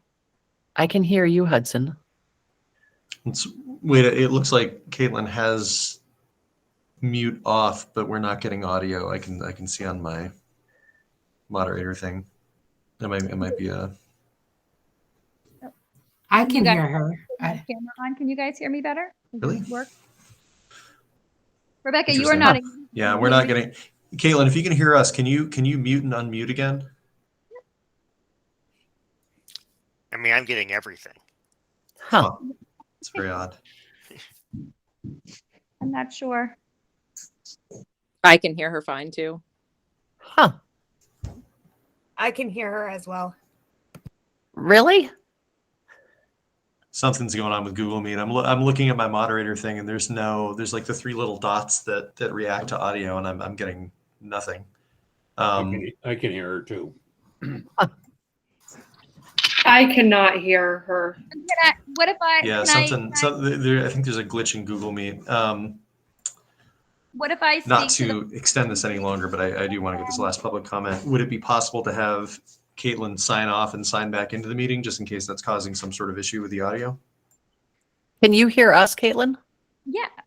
I know she can, because she muted and unmuted when I mentioned. Oh, that. right. But I'm not. Let me see if there's For anything Bill I or can do for on my end, Rebecca, those that you can hear me, what if I speak and then you two kind of? Yeah, I think signing paraphrase off and on back? again might be the best one, because I do want to hear what Caitlin has to say. Yep. I don't think anybody can hear me now. It sounds like my cat does too. If anyone picked that up. I think she just suggested that somebody relay her that can hear.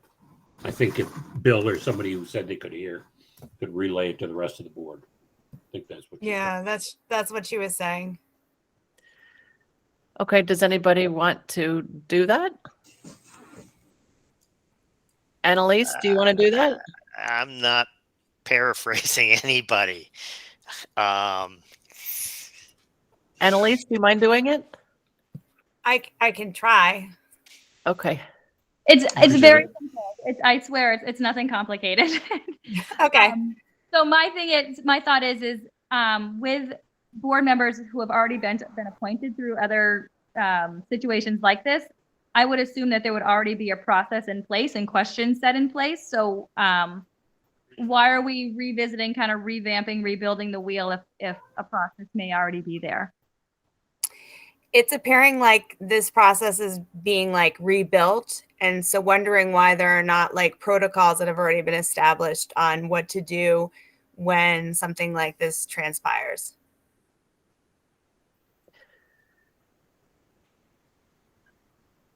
The answer is that we've done it quite a few times, and so this isn't new. We have always had the interviews in private.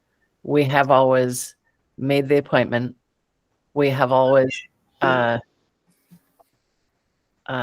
this is what we've done. We've always come up with the questions before the interview. We've always come up with the questions before the interview. We've always split up the questions. Okay.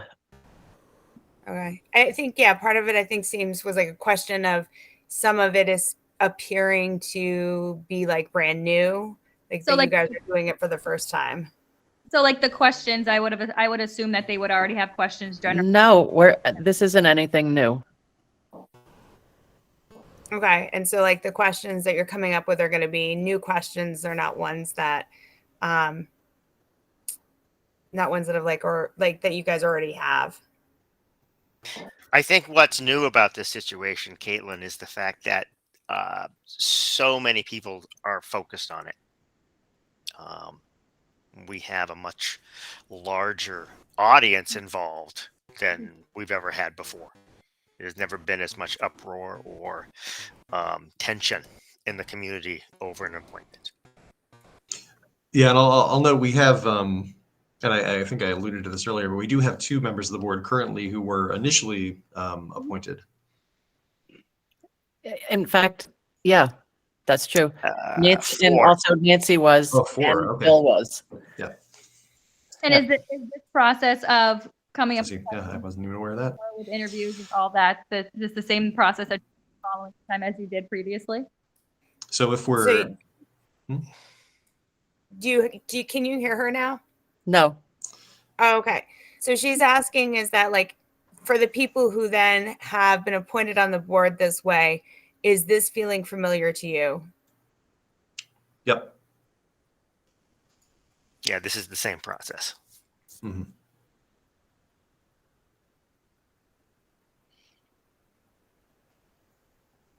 And I think that's kind of the concern out there, that this is something new that we've never done before, and we're trying to slide something over the community, and it's not. This is what we've done every single time that we've had a resignation. because they do happen often, and people have a life and they have things they need to attend to, and so,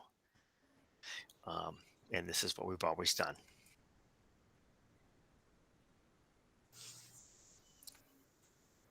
Are you good, Caitlin? Yes, thank you, Annalise. Okay. Sorry, Caitlin. Thank you, Annalise. Yeah, my hope is that the recording somehow picks up Caitlin, even though it seems like a handful of us are not hearing her, and then this will be a truly bizarre end to the meeting with somebody speaking and somebody interpreting that person speaking. But yeah, I'm sorry. I regret that there's a technical issue happening. It's this seems to be a Google Cloud-based glitch, unfortunately.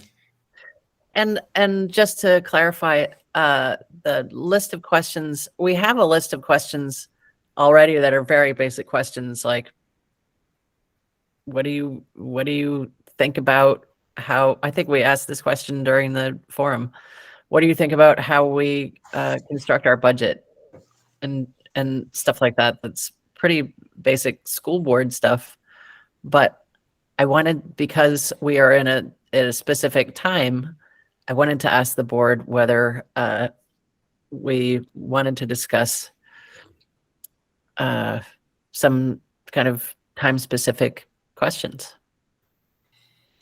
That makes sense to me. Is it not sensible?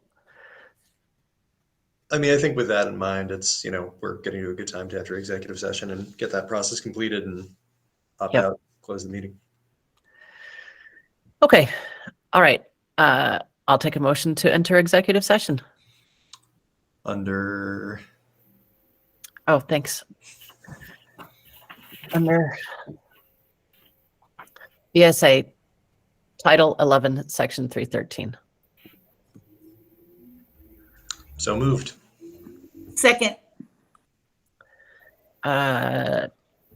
Okay. Bill, how do you vote? Aye. Rebecca, how do you vote? Aye. Nancy, how do you vote? Aye. Davis, how do you vote? Aye. Hudson, you can't vote. But that takes us to executive session at 8:52. Davis, would you mind? Okay, and we're back and it's 9:38 p.m. Rebecca, do you have that statement one more time that you could read for us?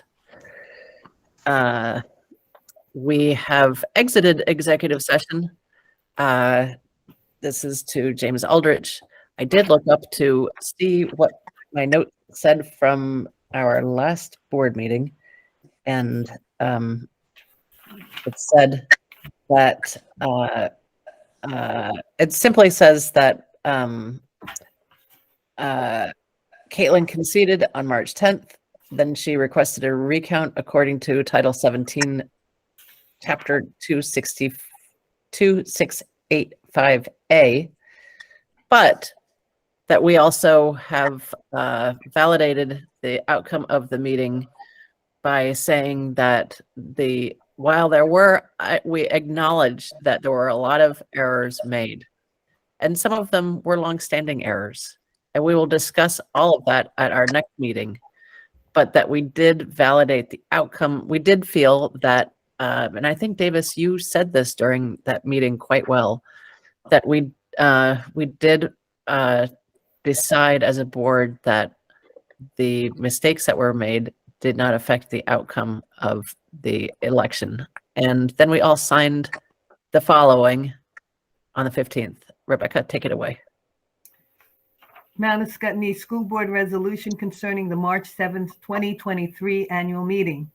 Whereas the Mount Escutney School District intended to conduct the March 7th, 2023 annual meeting in accordance with Vermont statutes.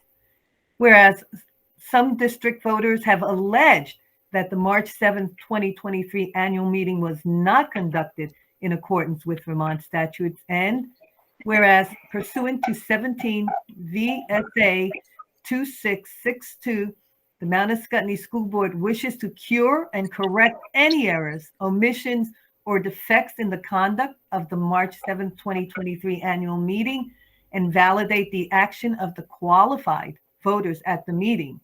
Now, therefore, it is hereby resolved that the Mount Escutney School Board finds and states that any errors, omissions, or defects arising from actions not conducted in accordance with Vermont statutes at the March 7th, 2023 annual meeting of the Mount Scottney School District were the result of oversight, inadvertence, or mistake.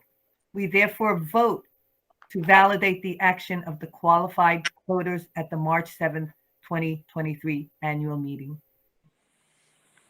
Thank you, Rebecca. And besides you, I see you have a printout of that, right? Yes. Do you have an electronic copy of that? 'Cause I signed it down at the office. Does anybody have an electronic copy they could share with me? I think I have it somewhere in something. I don't know why I have it, but I think I got it from Lori or somebody.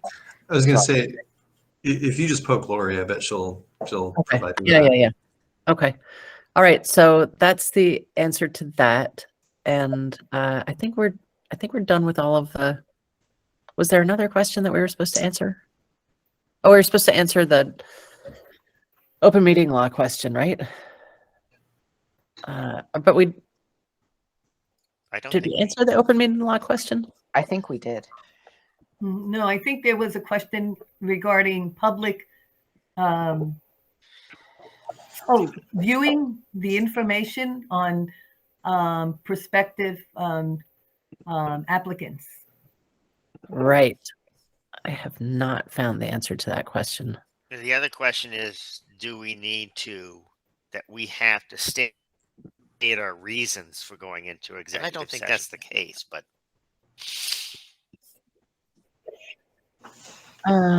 Let's see.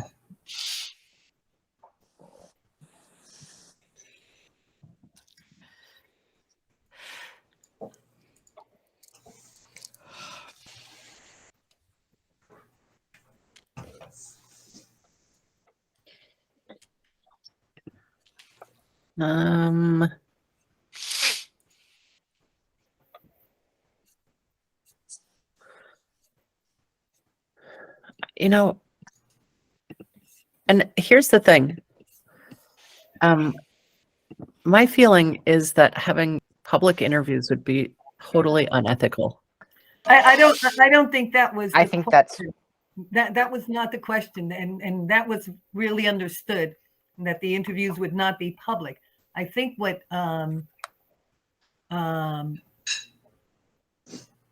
was the question? It was posed. The question was, can we see who the applicants were? Right. That was the question. My feeling is that it's unethical. I do too. Yeah. I mean, you don't see, if you're applying for a job, you don't see who the other applicants are. Also, we don't want anybody contacting the applicants. Right. And Right. coercing somebody not to run so that somebody Right. else can. I don't think that's ethical. I think that you raise a very good point about protecting individual who chooses to, pursue an opportunity that potentially will get. Who knows what can happen? But I think that's a really concerning. I think that's really concerning. That suddenly, I apply for something and everyone and anyone has access to myself, and my information and potentially my email. And I think that really raises some concern, some questions about not only ethical, but just putting someone in a very awkward position. Yeah. I think it goes for all candidates. I mean, we've had some very strong candidates and we've also had some very weak candidates. And I applaud them for having applied to be on the board. I do. But I don't think it would have been fair for them to have had it out there. Davis, I'm sorry. I see your hand. I think this is a good conversation about some of the reasons not to, but I think for me, it's a very simple, as we sort of stated and then reiterated right before we went into executive session, we're following a process that we had followed every single time that we've done an appointment. And none of those prior appointments have we made public the people who are being considered for appointment. And honestly, that's enough for me. We're being consistent. We're following the precedent that we have set. So. Okay, I will take a motion to, is there anything else? I believe so. Anybody wants to? Okay. I'll take a motion to end this meeting at 9:46 p.m. Motion to end the meeting at 9:46 p.m. Second. Okay. And Davis, how do you vote? Aye. Nancy, how do you vote? Aye. Rebecca, how do you vote? Aye. And Bill, how do you vote? Aye. And I am an aye. So thank you very much.